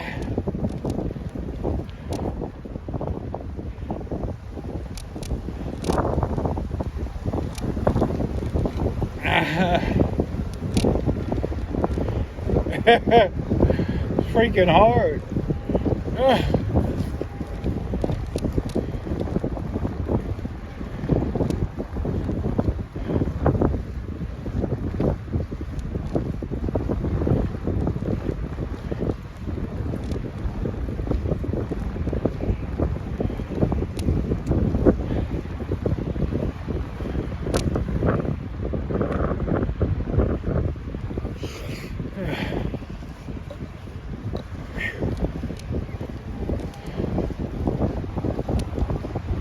Good morning, Mom.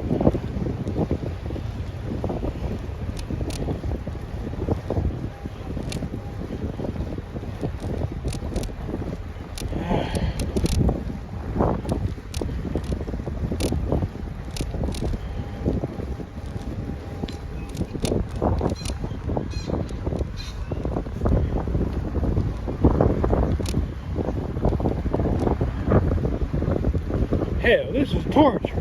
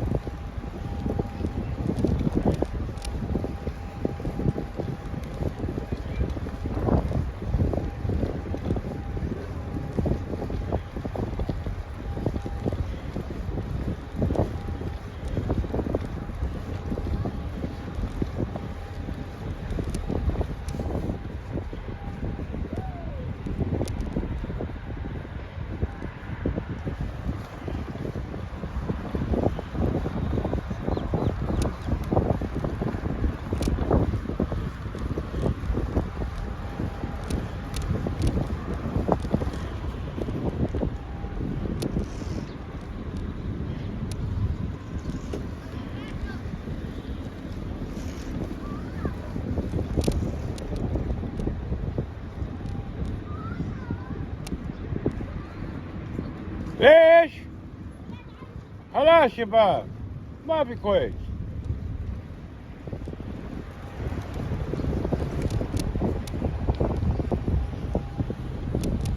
I yelled at him. His father gave me a dirty look. I don't give a shit. You manage your kids. The little boy was hitting that little girl in the face with a sandal. Pop's over there on the phone. You don't like what I said, come and do something about it.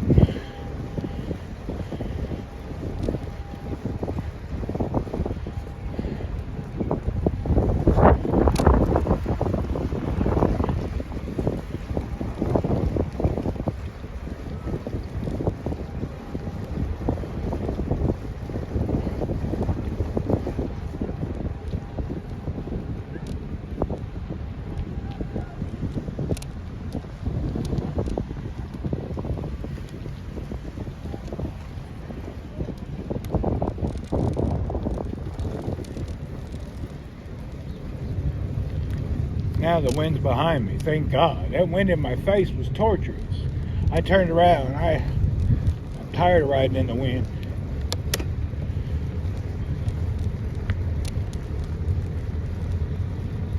Oh, so much nicer with the wind behind you. This is like a heaven now. Wind in your face makes it terrible.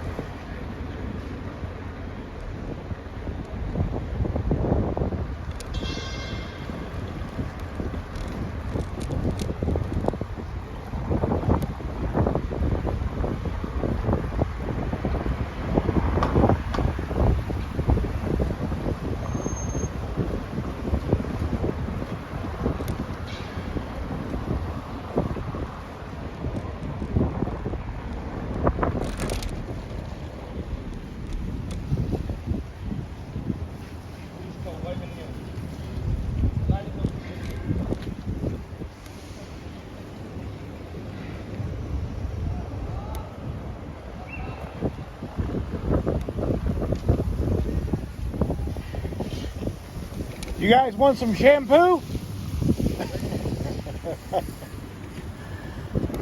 Just wondering.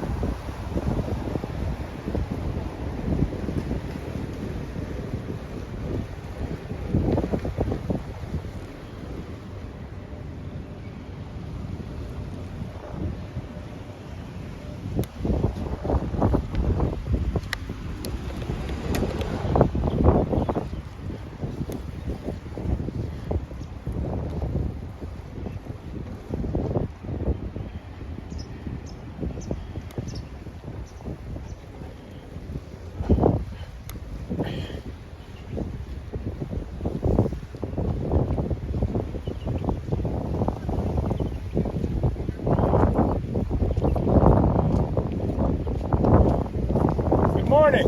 Are you guys prisoners? No? Oh, okay.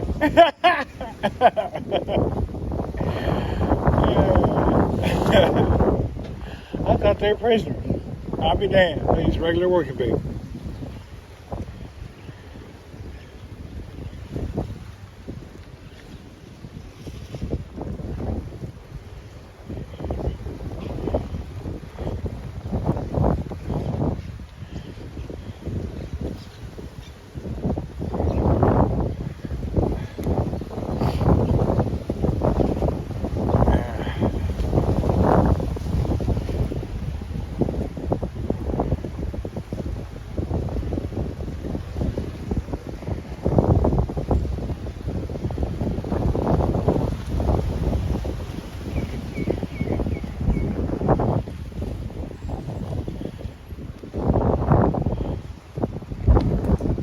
Good morning, ladies. Salam. Good.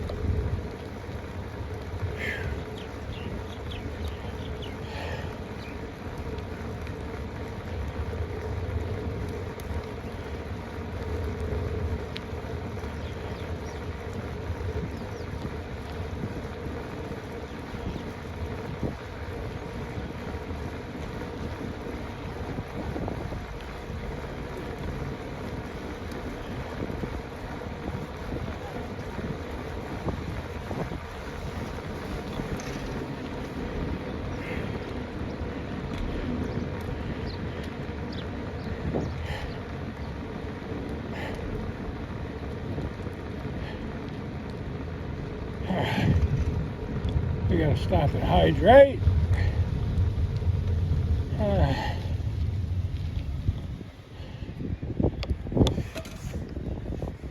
You're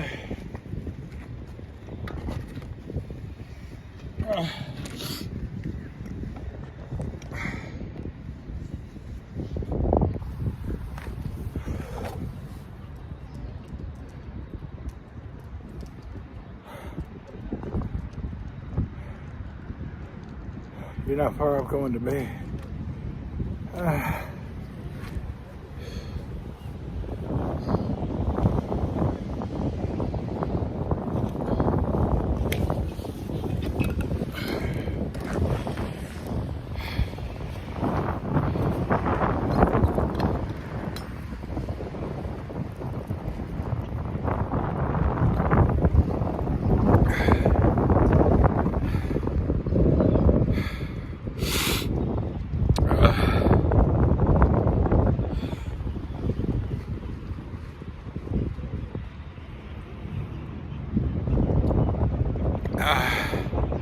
Looking like a prisoner. I thought they were prisoners.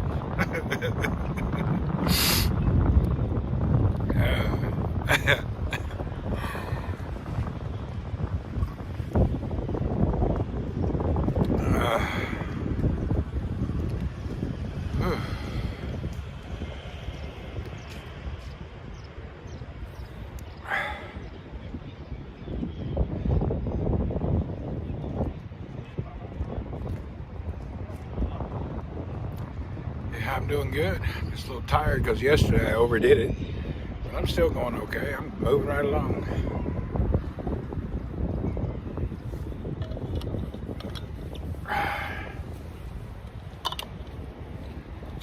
All right.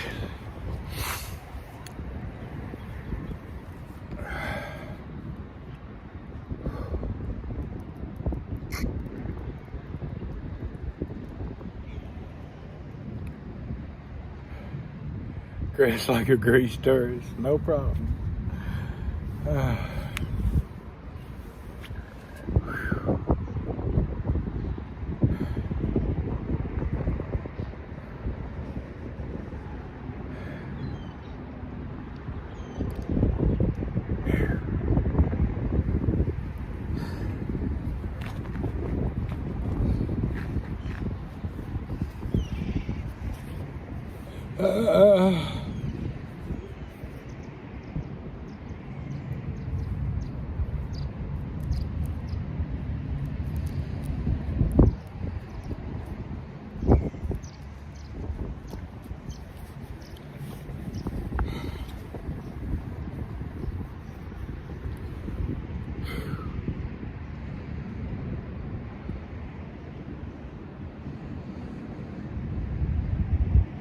I guess we'll pedal our way back.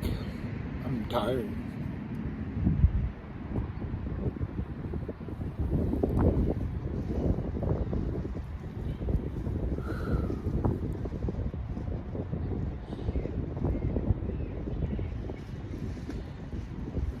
You know, when the wind's blowing like that, it makes it twice as hard. Yeah, we're quitting everything, hurting everything, suffering everything. Life's a bowl of suffering for me the past few months. And I got a few months ahead. I kind of feel like Jesus. Hell, I've been suffering a lot lately. I'm sacrificing for a better day. I kind of feel like a prophet in a way. I got kind of a savior trait, you know.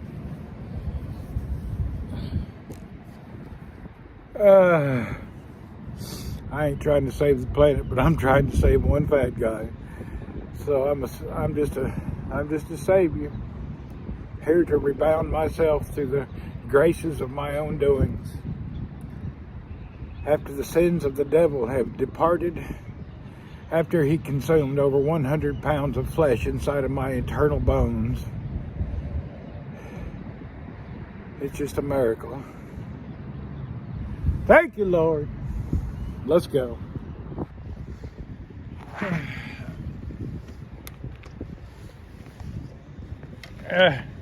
Demons be gone.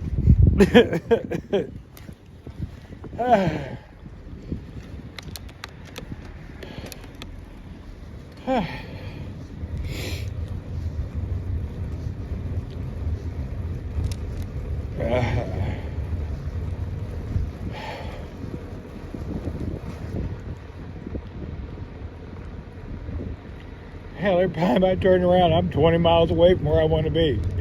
I needed to start going in more circles. Hell, every time I look up, I'm miles away from where I started.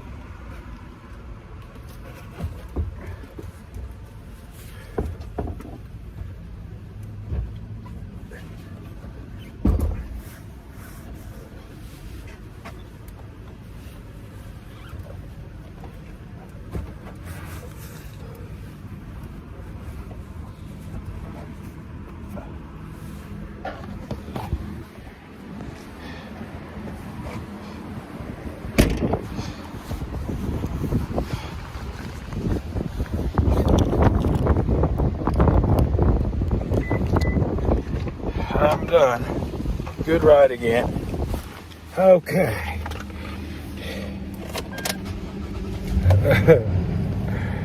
Let me talk about something. Gets better with time. Yeah. See that down there? Over here? There's families all over the beach. I guess they woke up, mother and father. They've gotten up on a nice Saturday morning. They go by McDonald's and Burger King and Hershey's, and they grab a bunch of meals and a blanket with their wife and children, and then they head down to the beach for a peaceful meal.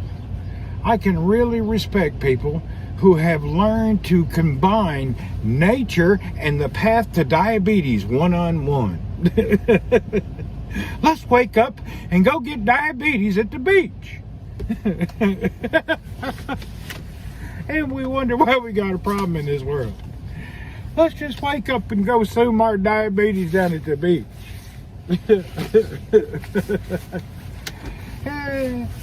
Nothing like some nature and some diabetes.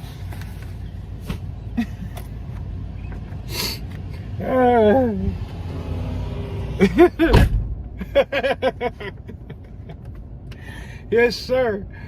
The pharma company's got to get business somehow. I hear you. Let's take the family down to the beach and consume our diabetes.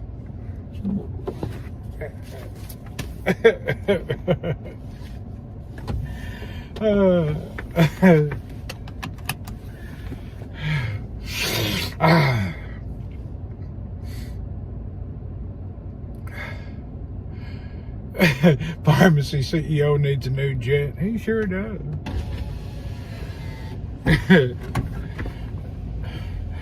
So I guess the story here is, if you're a good family man, or even watching some children, or don't go down McDonald's and then head to the park with your family. That's so stupid. Grab a salad and a damn tomato and maybe even an apple or an orange. When you drive through McDonald's and then head to the beach, you're just turning diabetes into something fun. Ain't no sense in that. Use some common sense. Get some veggie juice. Really? People so damn stupid. They think they're doing a good thing. Teaching the family how to get diabetes in the open air. People got to stop with this fast food. That's one thing I've never been addicted to, is fast food. Thank goodness. I got fat from just overeating, but not from fast food. All right, here we go. Rock and roll.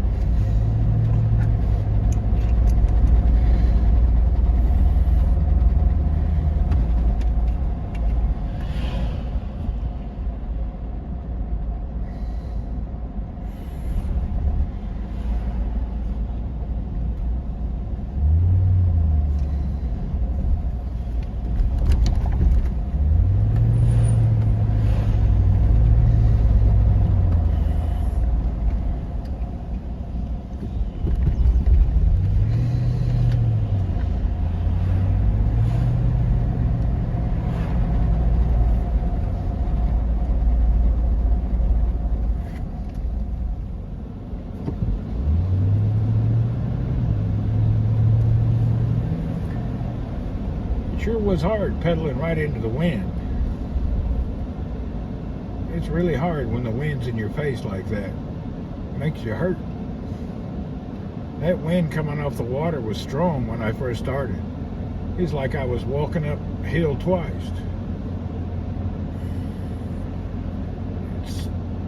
It is a good workout, but it hurt. When I first left, the wind was just gusting in my face. It was hardcore.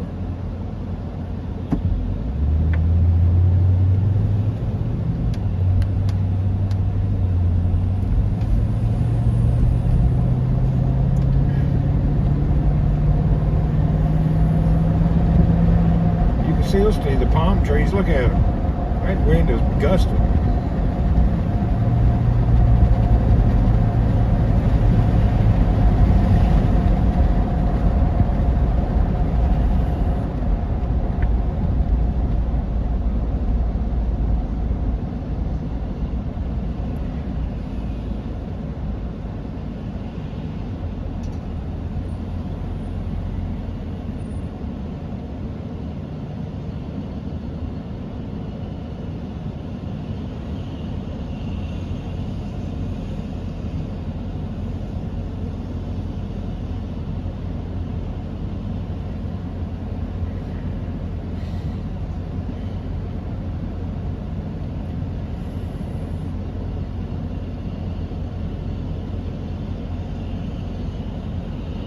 Yeah, that Brazilian meat place is back there. They open up about 12:30, 1 o'clock.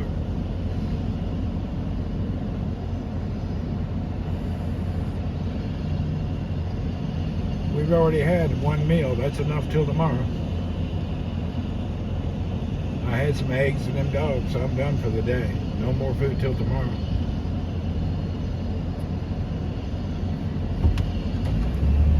It depends how I'm feeling. I may skip food tomorrow too. I may do it every other day, one meal.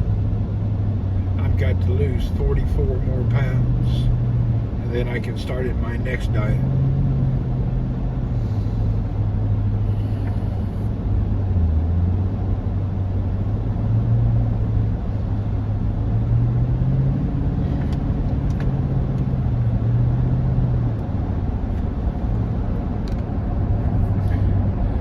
Our goal is 50, 50, and 27. First 50 is done. We're on the second 50.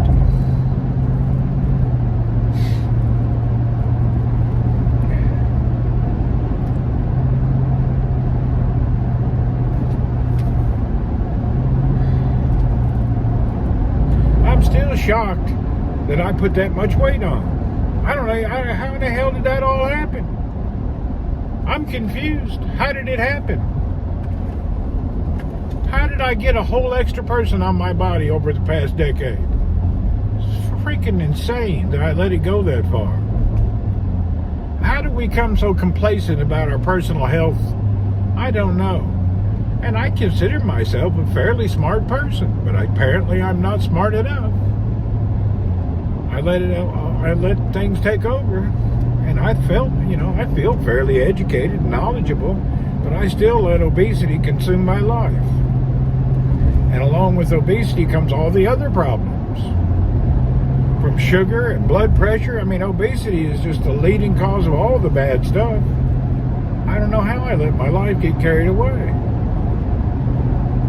It's weird how it happens. It just... The most intelligent people be destroying themselves. I ain't saying I'm top dog in no smarts or brains or scientific or educational or any of the credential type things, but you know what I mean. Hell, I'm fairly knowledgeable of what this world's about. How did I let myself get away with it? It's actually a shame to yourself. You're not hurting nobody but yourself. Well, I guess you are. You're shameful to your family. You're that fat guy who's always at the party, the fat guy at the dinner, the fat guy looking for clothes. You may not know it, but you're probably thought about as the fat guy. Anyway, hallelujah, we're doing something about it. Takes a lot of damn dedication, though. Whew. The reverse of the neglect is a hardcore deal.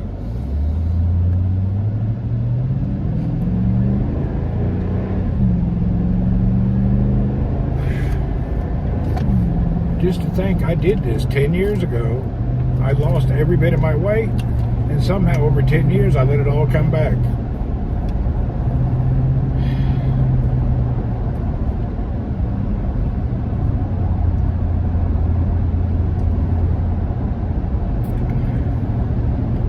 Let it sneak up on me like a thief in the night.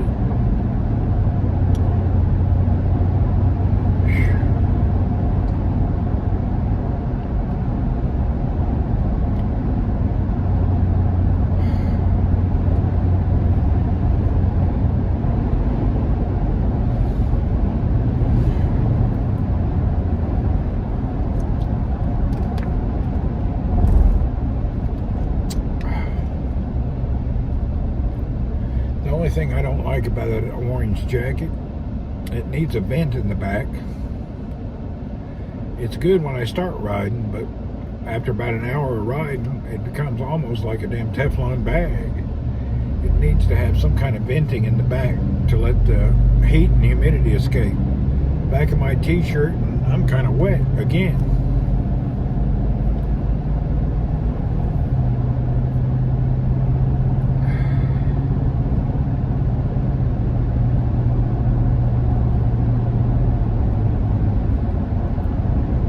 sure don't like riding in the wind like that. It sucks. I know it's good exercise, but it's not nice. When it's so windy, it makes the ride not enjoyable. It's too much suffering, you know? It's not good at all. It's painful. Freaking painful.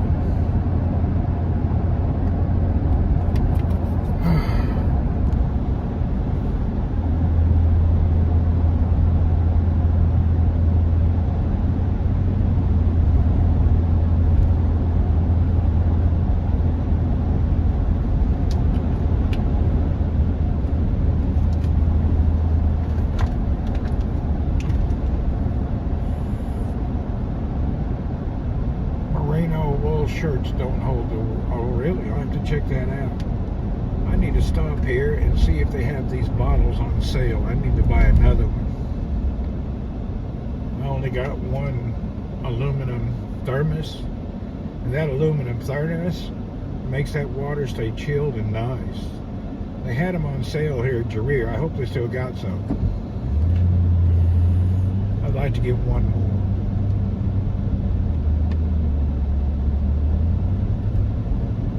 That aluminum thermos keeping things hot and really cold, it makes a world of difference. I hate drinking out of plastic. Them damn old plastic water bottles you get everywhere, those are just garbage. It's like drinking through a Ziploc bag. It's nasty. You're hot, you're thirsty, you're dying, and you're sucking water through a Ziploc bag. That's what it feels like.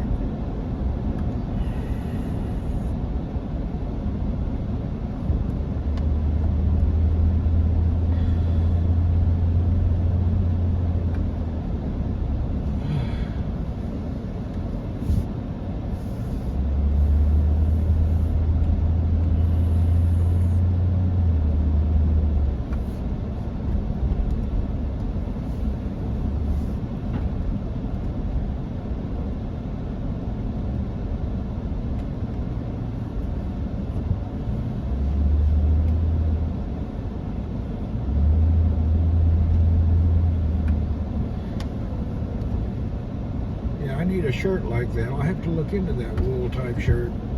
That damn windbreaker just really holds in the heat. I can feel the thermal heat running through my bones after about 30 minutes of riding. I mean, if it's ice cold, it's good, but it's actually rough. You know, you start warming up real quick.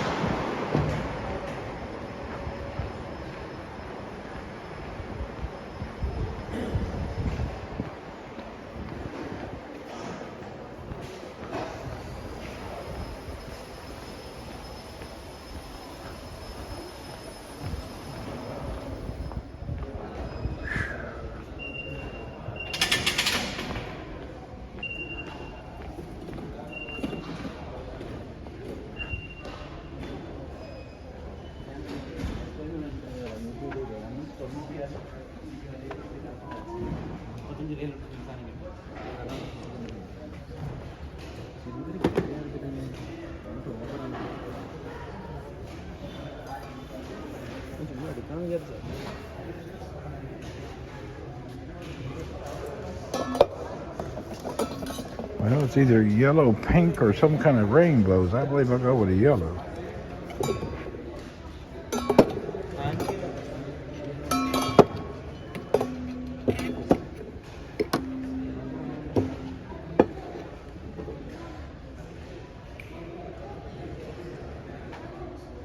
Huh.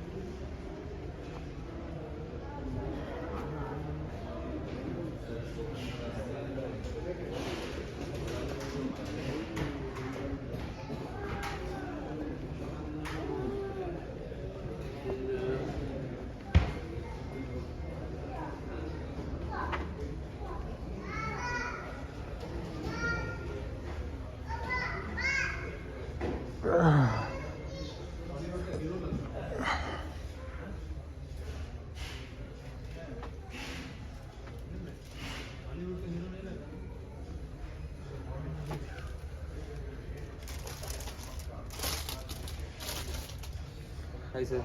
Hey, how are you, man? Good, sir. How can I help you? Good. You got a nice little spot over here hiding, ain't doing nothing. This is a good place. If I worked here, I'd hide here too. Oh boy, hiding like hell. He ain't doing jack shit. Over messing with a bag, acting like he's working.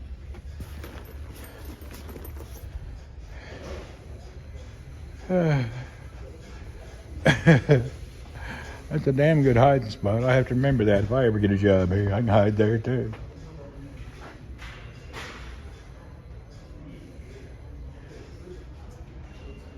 He hope not to get any questions. You know he is.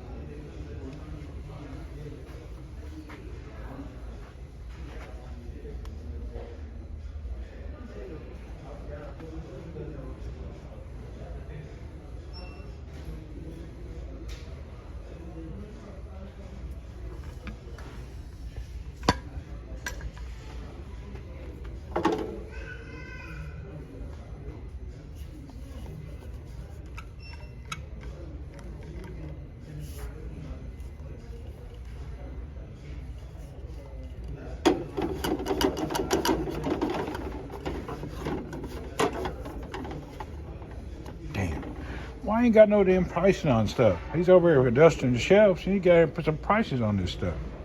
Hell, I can't figure out what to buy.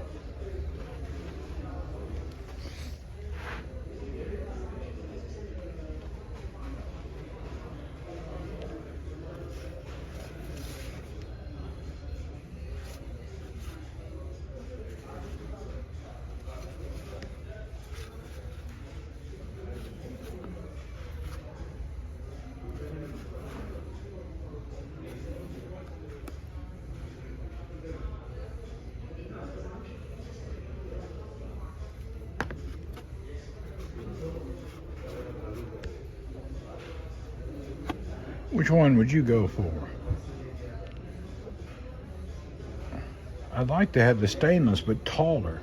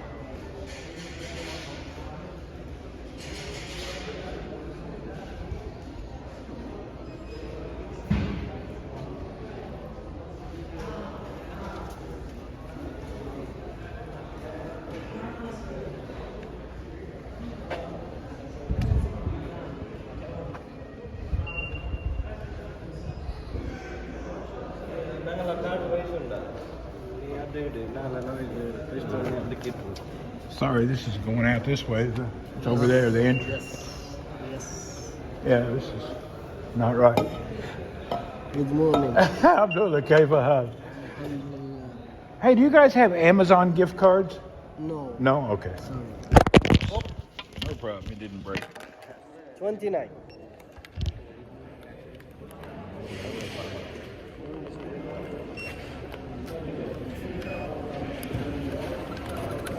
Phone number?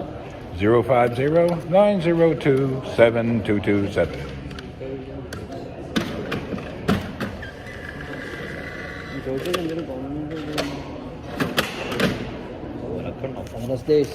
Thank you. You have a good day too. See you again, inshallah. Maybe. See you.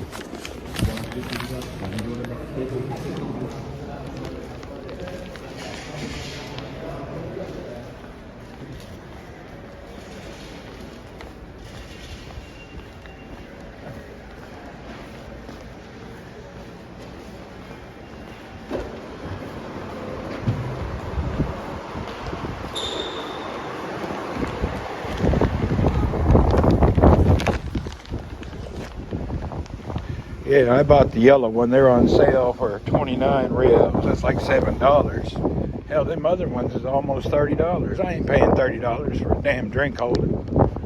That's crazy. Some things I don't see the value in. Piece of shit old drink thing they were $35 for. I don't think so.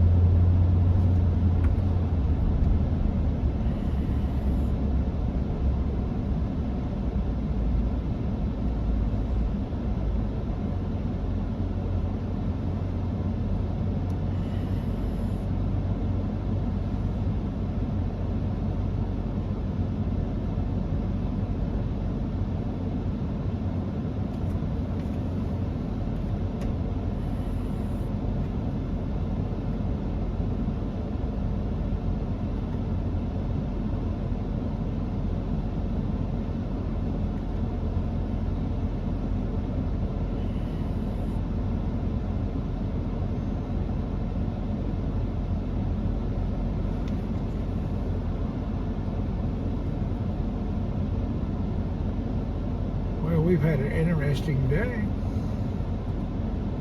It's only 11 o'clock in the morning time. We have been up, had our breakfast, been to the beach, rode, I don't know how many miles. I have to look at the app.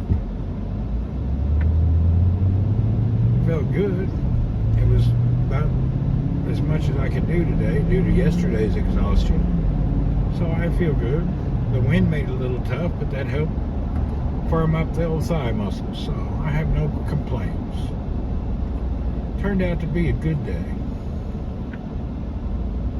Now we can go home and figure out what we're going to do the rest of the day.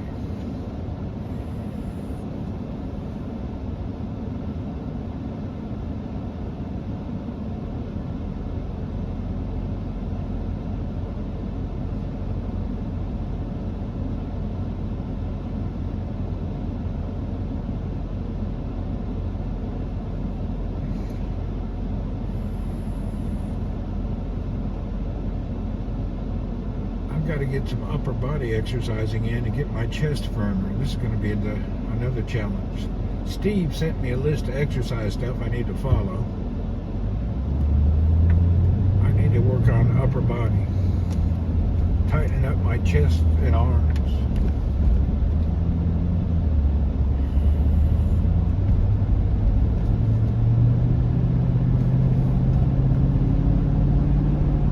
Need to buy some of them couple of 10-pound barbells just to sit at home and work at that all the time.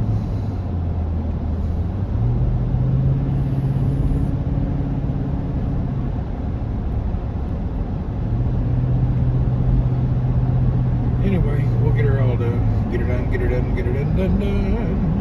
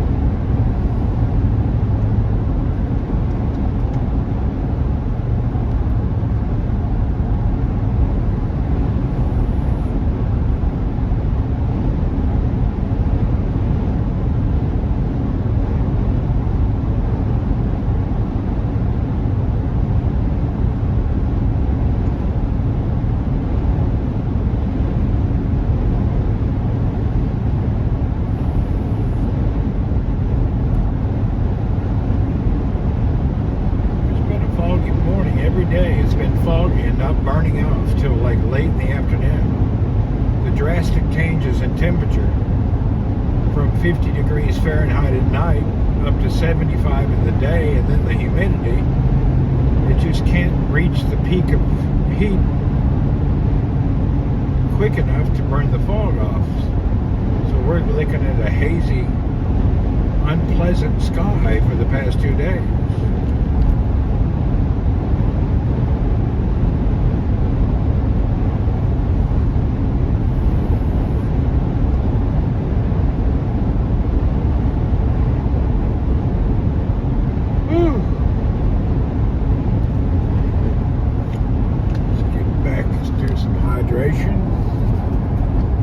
Tell you what, I'm better off now than yesterday. Bill Way, hello. I don't know if you realized yesterday how bad off I was. I rode too hard and too long on too little. Yesterday was a dangerous thing.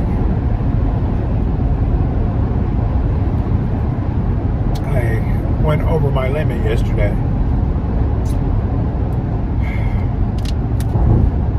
Way over. I was too close to the limit. I got to take care.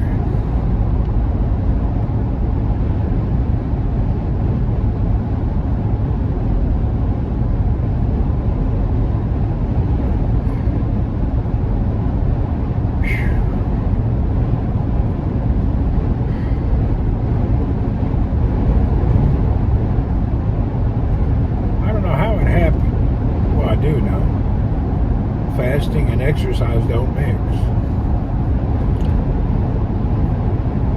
But I thought I would have enough nutrients and backlog that I would have been okay, but apparently not. I need to stop at the pharmacy on the way home and look for some good electrolyte or some good drinks with no sugar in it so I can replenish my minerals required in my body. I'm only exercising hardcore on Friday and Saturday. The rest of the week is just light exercise or light bike rides. What am I doing? I just finished a nice bike ride around the beach in the strong wind. I ride a few 100 kilometers a week on a bike, but I bike really hardcore on Friday and Saturdays. And I just finished a good bike ride.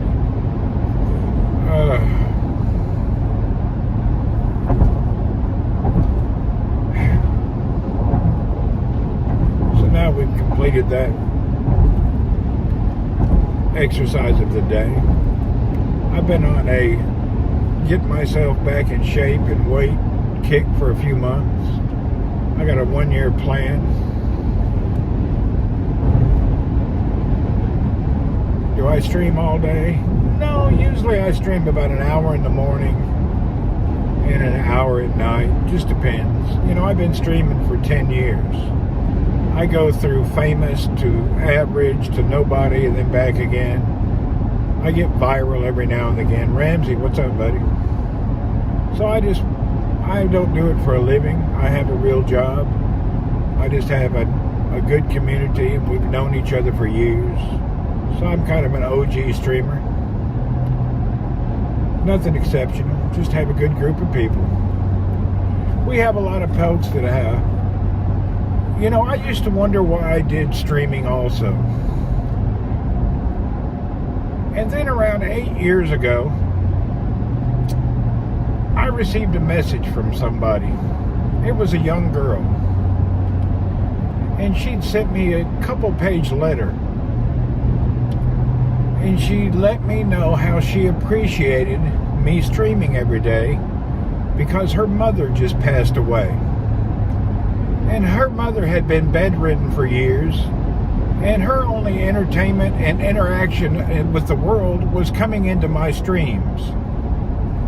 And her mother found joy and happiness in interacting and being a part of a small live stream community. And that girl just said, "Thank you for keeping my mom company with your group and friends." So if I never streamed again and never affected anyone, it was that one person that made a difference. So we kept and that has happened now on 3 occasions. 2 older ladies and a gentleman. And then a few young people that were not very well off. So that really made it all good. Whether I get $1 or I don't make a penny, we brought joy, happiness, and friendship to people who can't leave the house or are too ill to go anywhere. And we have a lot of people that come into the stream that are that way. Or you get a few people that come in that they're not really used to being out in the world and getting to know people. That's why when I hear people talk about the internet in a derogatory manner, social media, there's derogatory situations in every type of relationship and every type of conversation, whether it be virtual or live.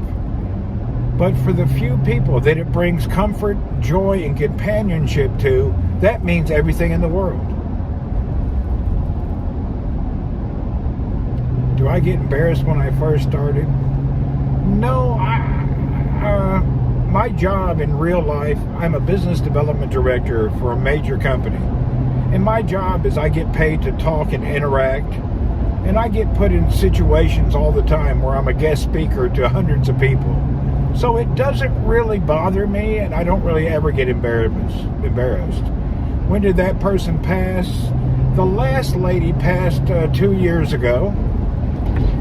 And the lady before that, 6 years ago.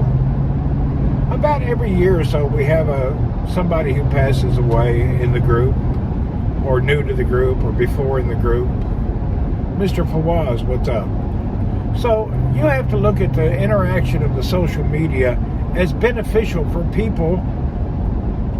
And my group of people is from around the world. And I really started broadcasting heavily for only one reason. To be honest, I'd always broadcasted and had some viral videos, but I really got into it when the media was constantly being derogatory towards Saudi Arabia and everything about it, and that's all they wanted to do was downgrade the country. So what I thought I would do is, I'm an American, I live in Saudi, I have my main house in the Philippines, but I thought I would just show my normal life every day, going to work, eating my dinner, going shopping in the Kingdom of Saudi Arabia. So what I've been able to do is educate thousands and thousands of people that fake media is just nonsense. So I've been able to educate thousands of people about a place they've never been and don't know anything about, but the media's only been derogatory told. Now the media's lightened up and they're not as bad about it. But for years, the media would always downgrade Saudi, and they just spread total lies that had nothing to do with the truth.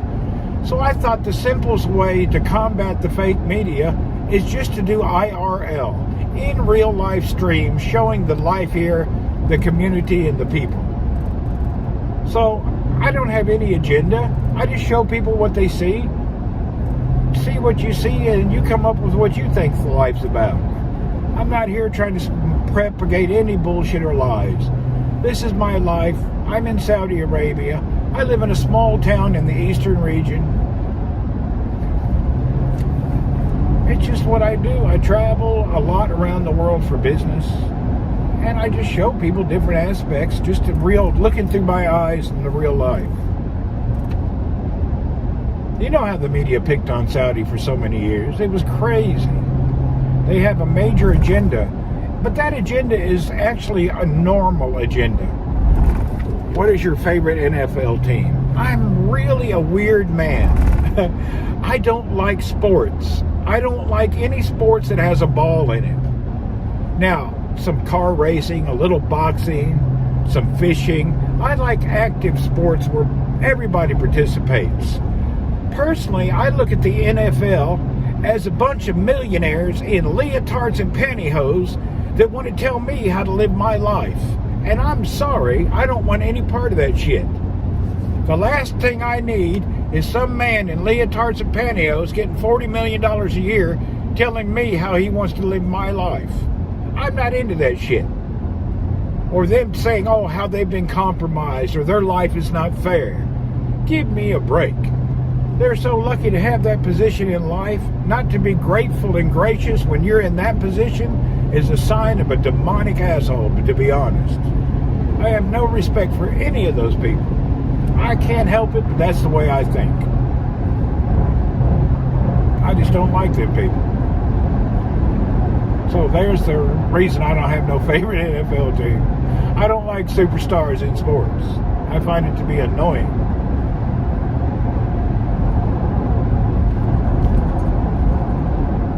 Yeah, that's just my thought. You can like what you like, but that's just the way I think about it. I don't see it as a good thing, to be honest.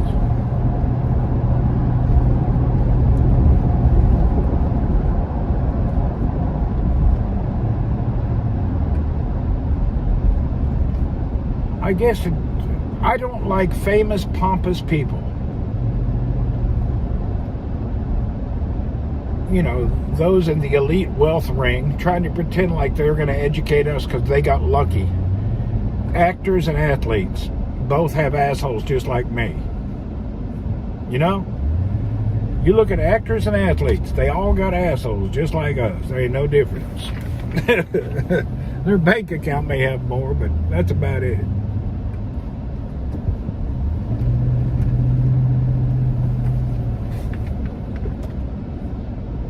Welcome. We chat anytime. Good night. Have a good one.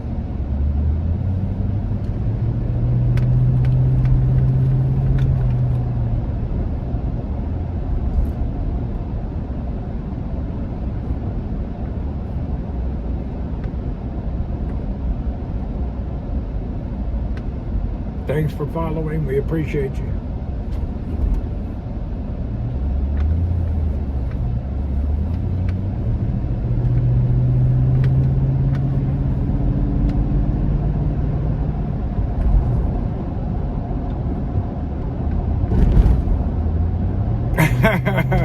Thanks, Ebola Tom. There you go. That's a way to stir the pot.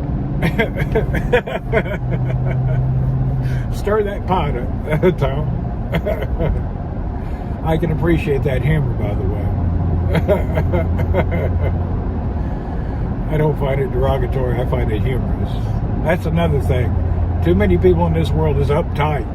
They can't take any humor of any kind. Hell, lighten up. The world's not as serious as you think. I think that's good humor.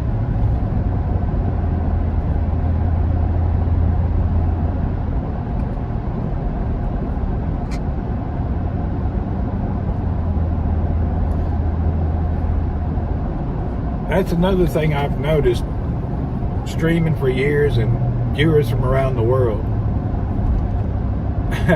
I've noticed a lot of people lack a serious lack of a sense of humor. I think it must be in your taxes and your food. A lot of you folks in Europe really don't have any sense of humor. Not necessarily all of Europe, but like Italy, France. You guys are hurting when it comes to humor. They take everything so serious. They look, read, and react to English like it is in the Webster's Dictionary. That's not how we speak, think, or act. It's not, English is not a Webster's definition. So many people take English literal. They don't see the innuendos.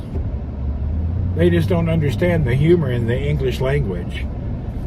I have a lot of non-native English speakers who freak out at some of the things I say or do. They don't comprehend it, and they take it personal. It's kind of hilarious. I have to tone down just the way I speak for a lot of people.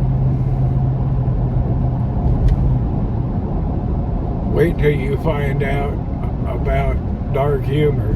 Oh, I have a lot of dark humor, but people can't handle it. People really can't handle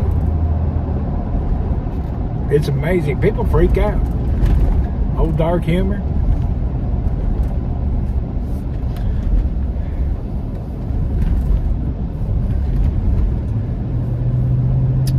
Yeah, dark humor is just, you can't even get on the edge of it. I thought Italians have a good sense of humor. Some do, some don't, though. I've noticed a larger scale don't.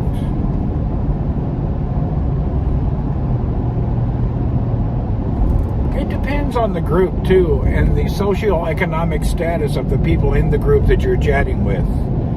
I've noticed that most middle-class Italians have a good sense of humor. But when you go up into the upper class and those of means, they have no sense of humor. A lot of people frown upon and think it's derogatory to stereotype people. Prima donnas, yeah, something of that nature. A lot of people they just don't like you to have don't like stereotypes, but they're actually very predictable. they're usually they're more often correct than not.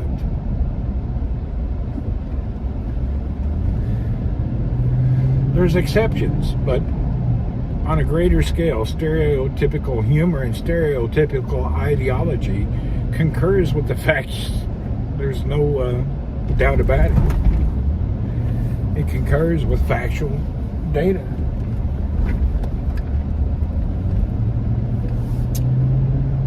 What is my favorite sport? I don't really watch sports personally.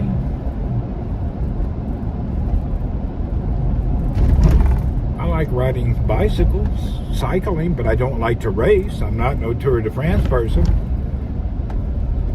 I don't really have a favorite sport. I love to go fishing. I love to snow ski, water ski, but I'm not avid to watch other sports people do it. You know, I grew up on the lake, and if we weren't fishing, we were water skiing. And then in the winter, we were snow skiing. So I just grew up, and then I raced motocross a lot. I used to race on the Yamaha team when I was younger. So I did a lot of things, but I've never been an avid lover of racing, you know. I just enjoy the casualness and riding.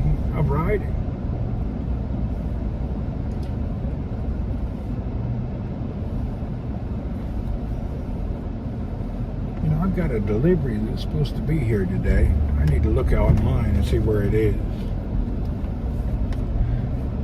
I used to ride with a group of racers when I was young. We were part of a team that just came to Tennessee, and it was Team Nishiki. It was the first time the Japanese brand had came to the East Coast. They had just arrived in California. I was young, dumb, and I really got into it for a while, but I grew out of it quickly. That's back in Tennessee. We didn't even have soccer at that time. It wasn't even a sport. We were the first people to ride bikes professionally at the time. It was like a dead sport. Tennessee growing up, things didn't catch on real quick. If you didn't go hunting or bass fishing, you really weren't much of a person. People didn't have no time for them little sports where men dressed like fairies, you know. We grew up in an active sports environment. Fishing, hunting, and water skiing.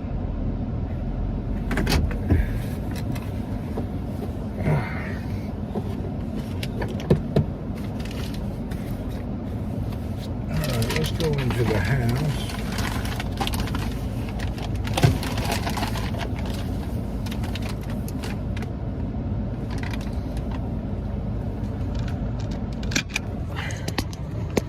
I used to ride with a group of racers here around 15 years ago.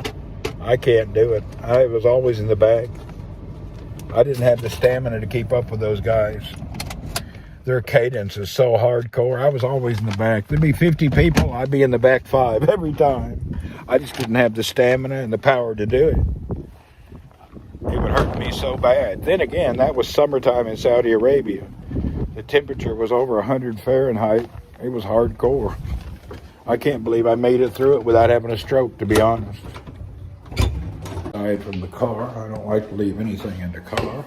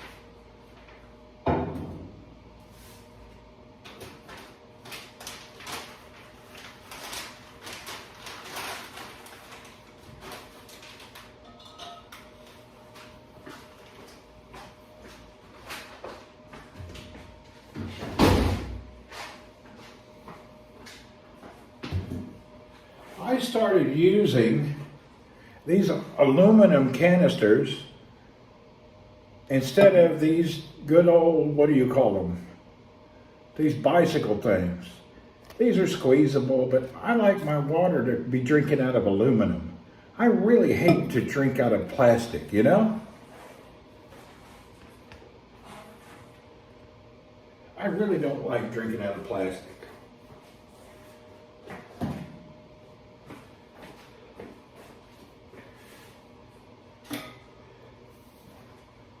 And I had bought 3 more, and Randy got as many bikes as no Ho Chi Minh City together. It may be.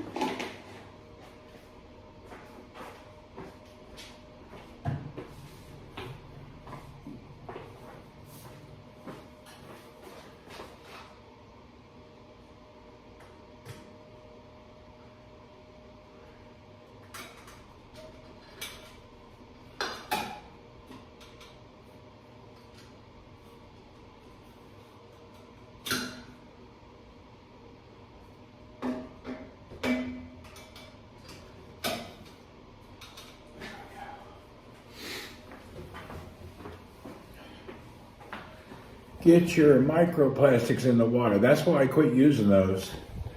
See, I bought these bottle things here that have an adjustment down here that you can open in and out and put any size water bottle. So I switched to these metal ones. I've been using the black one. Hell, I just bought that yellow one to put on this bike, and I'll keep the black one here.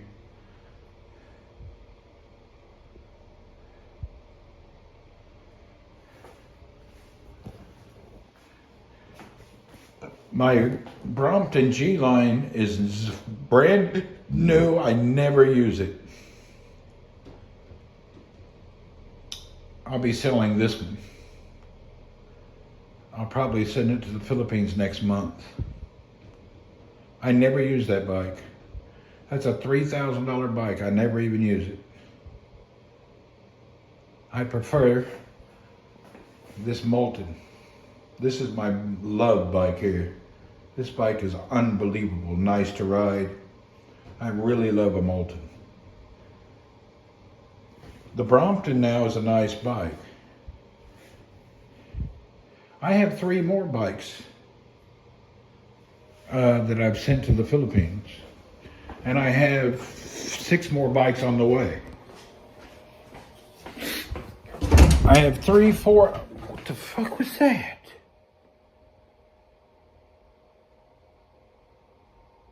Oh hell, it was a moth. That freaked me out. I opened the door and a moth flew out and tried to land on my face. You should learn to ride 4 bikes at the same time.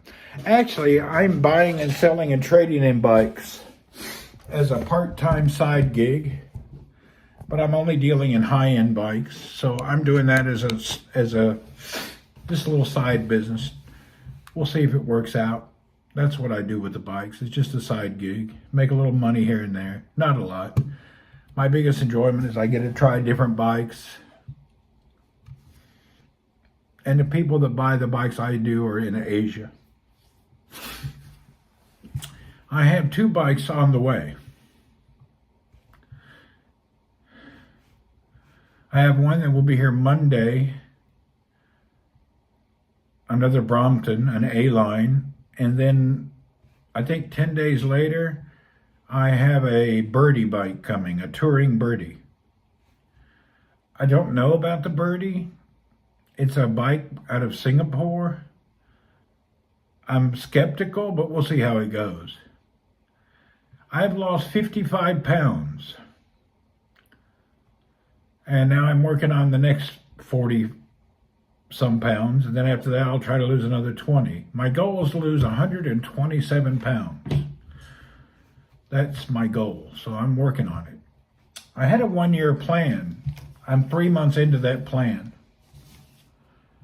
So I had a 1-year plan to lose 100 and almost 30 pounds. I'll be there. It's taken a lot of work and a lot of blood, sweat, tears, hunger, and pain, but I'm getting there. It's been hard as hell, to be honest. Some days I want to cry, it's so painful. Yesterday was a dangerous day.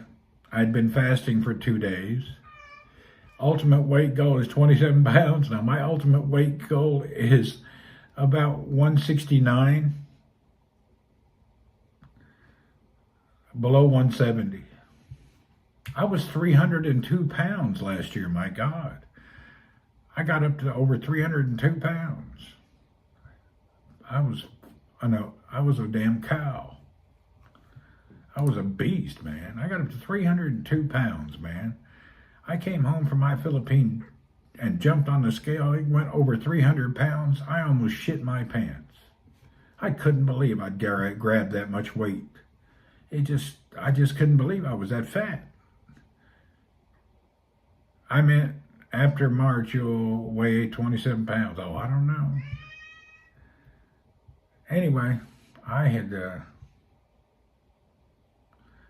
was shocked that I was that fat. Tomorrow I go to work, back to work. Get up in the morning, go to work.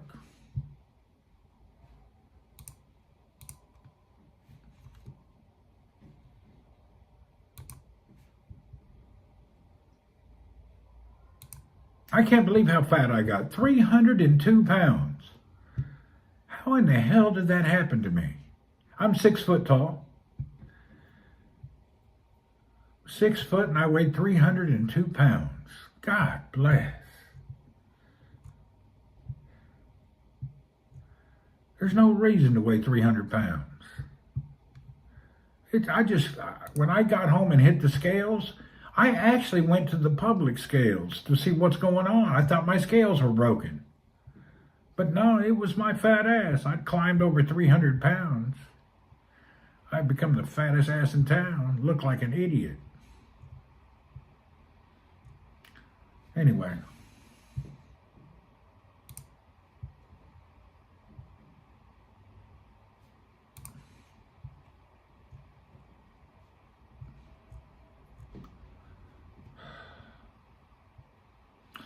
Tasty food, just overeating. All the time eating late at night, always eating the wrong things. Hell, I had blood sugar, I had diabetes coming on. I had all sorts of health problems that started.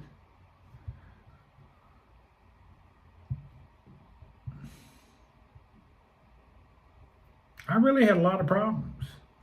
Diabetes, I was on insulin. And it wasn't doing the job. Then I woke up and just said, enough of this shit. I immediately started doing carnivore just to knock out blood sugar. And then I got off of all blood sugar medications. I don't need any of that anymore. And then I'm working on the weight so I can get rid of my muscle pains and just bad feelings. I'm pretty good now.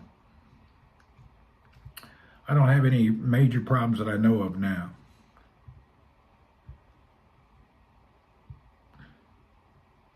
I drink a lot of water and barely eat.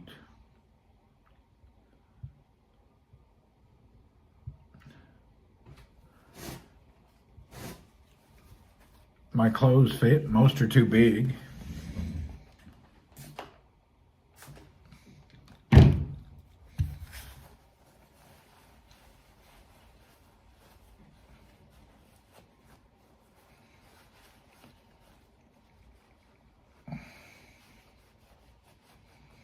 You can tell if you're fat or not.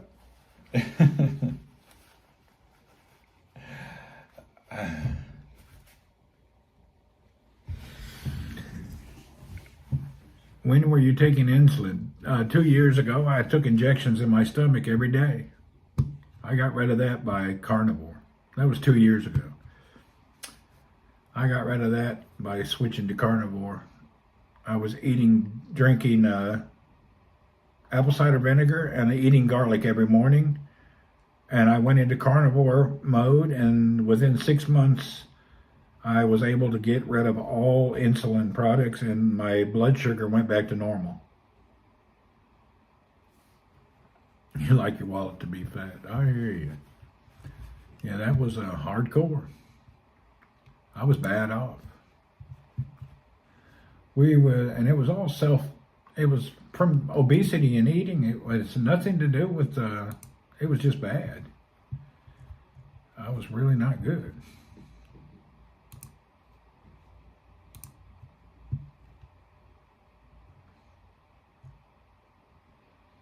How long have you been streaming? This morning or a lifetime? I've been streaming 10, 12 years. This morning we've been streaming for around 3 hours plus.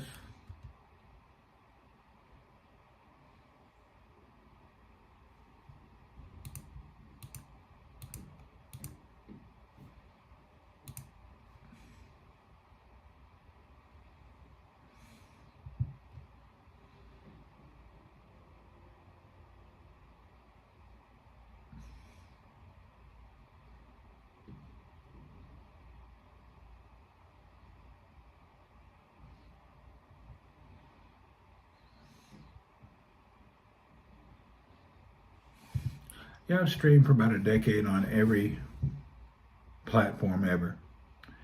Is tweeting count as content creation? I don't know, it could. I'm still trying to understand the new X and where it's going to be. You know, after they shut down Periscope, then they bought it, and now you can go live on X. Every time I go live on X, I get 200 to 500 people live. But I don't feel a community there. Just like hundreds of people watching and 1 or 2 people chatting. So I still have a very popular crowd that have known me for years on X. When I go live, it's always a few hundred people there. But I don't know, it just doesn't have the same community atmosphere.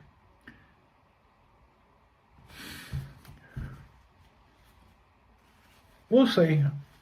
Occasionally I do an X live, but not that often.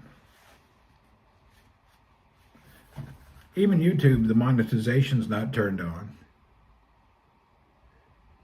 Yeah, you got to read the chat. That's what it's about. It's interactive. There's nothing worse to go into a broadcast and the person's just chatting and looking around and not talking to anybody. If you're going to be like that, just record YouTubes and post them.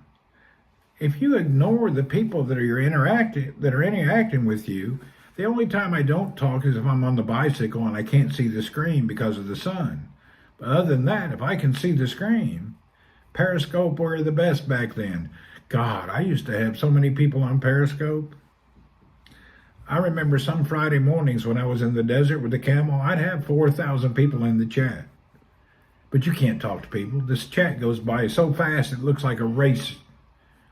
Hell, I used to have thousands of people. It was too much some days. I don't know if you've ever been in those where we had 4,000 or 5,000 people in there at a time. Most audience don't chat. Oh, they did on Periscope. I had thousands of people's comments. I couldn't even read them, it's so fast. It would just zip by. You couldn't even see it. Hell, we had some broadcasts with as much as 100,000 people come through. That's back in the day when we were really smoking it on Periscope. But Periscope used to put me on the front page a lot too. At that time, I was the only person in the Middle East broadcasting, and especially Saudi. At that time, Saudi was still a closed country.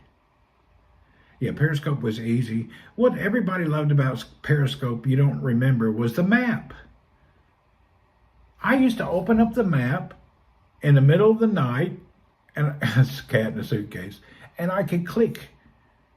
I used to like going to in Russia, those guys that would live in the snow and would go ice swimming, and he had a bunch of Malamute dogs, and some of the Russian guys were great. The map was the whole reason it was fun.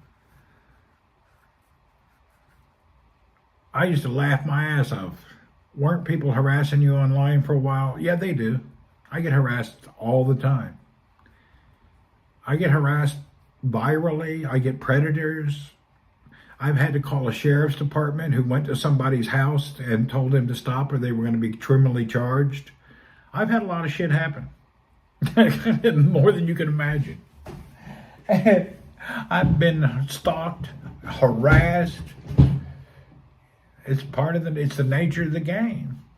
I usually stream every day. Very seldom do I miss a day. Oh, I've had predators on my ass. And the worst predators, too, have been women. Middle-aged women, I guess they got some kind of just stalkers.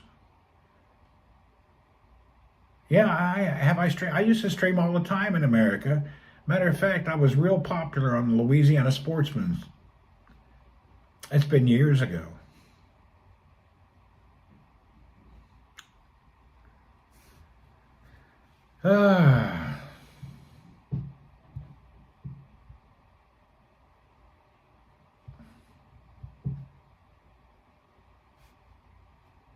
But I've always done it as a hobby.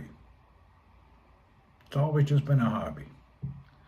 All right, folks, we've been online 3 hours and 48 minutes, and it is December 28th at 11:52 a.m. in the morning. We're going to disconnect the broadcast. We appreciate everybody being here. God bless. Take care, and we'll see you next time. May you and your God and your beliefs stick with you no matter what they are. Goodbye.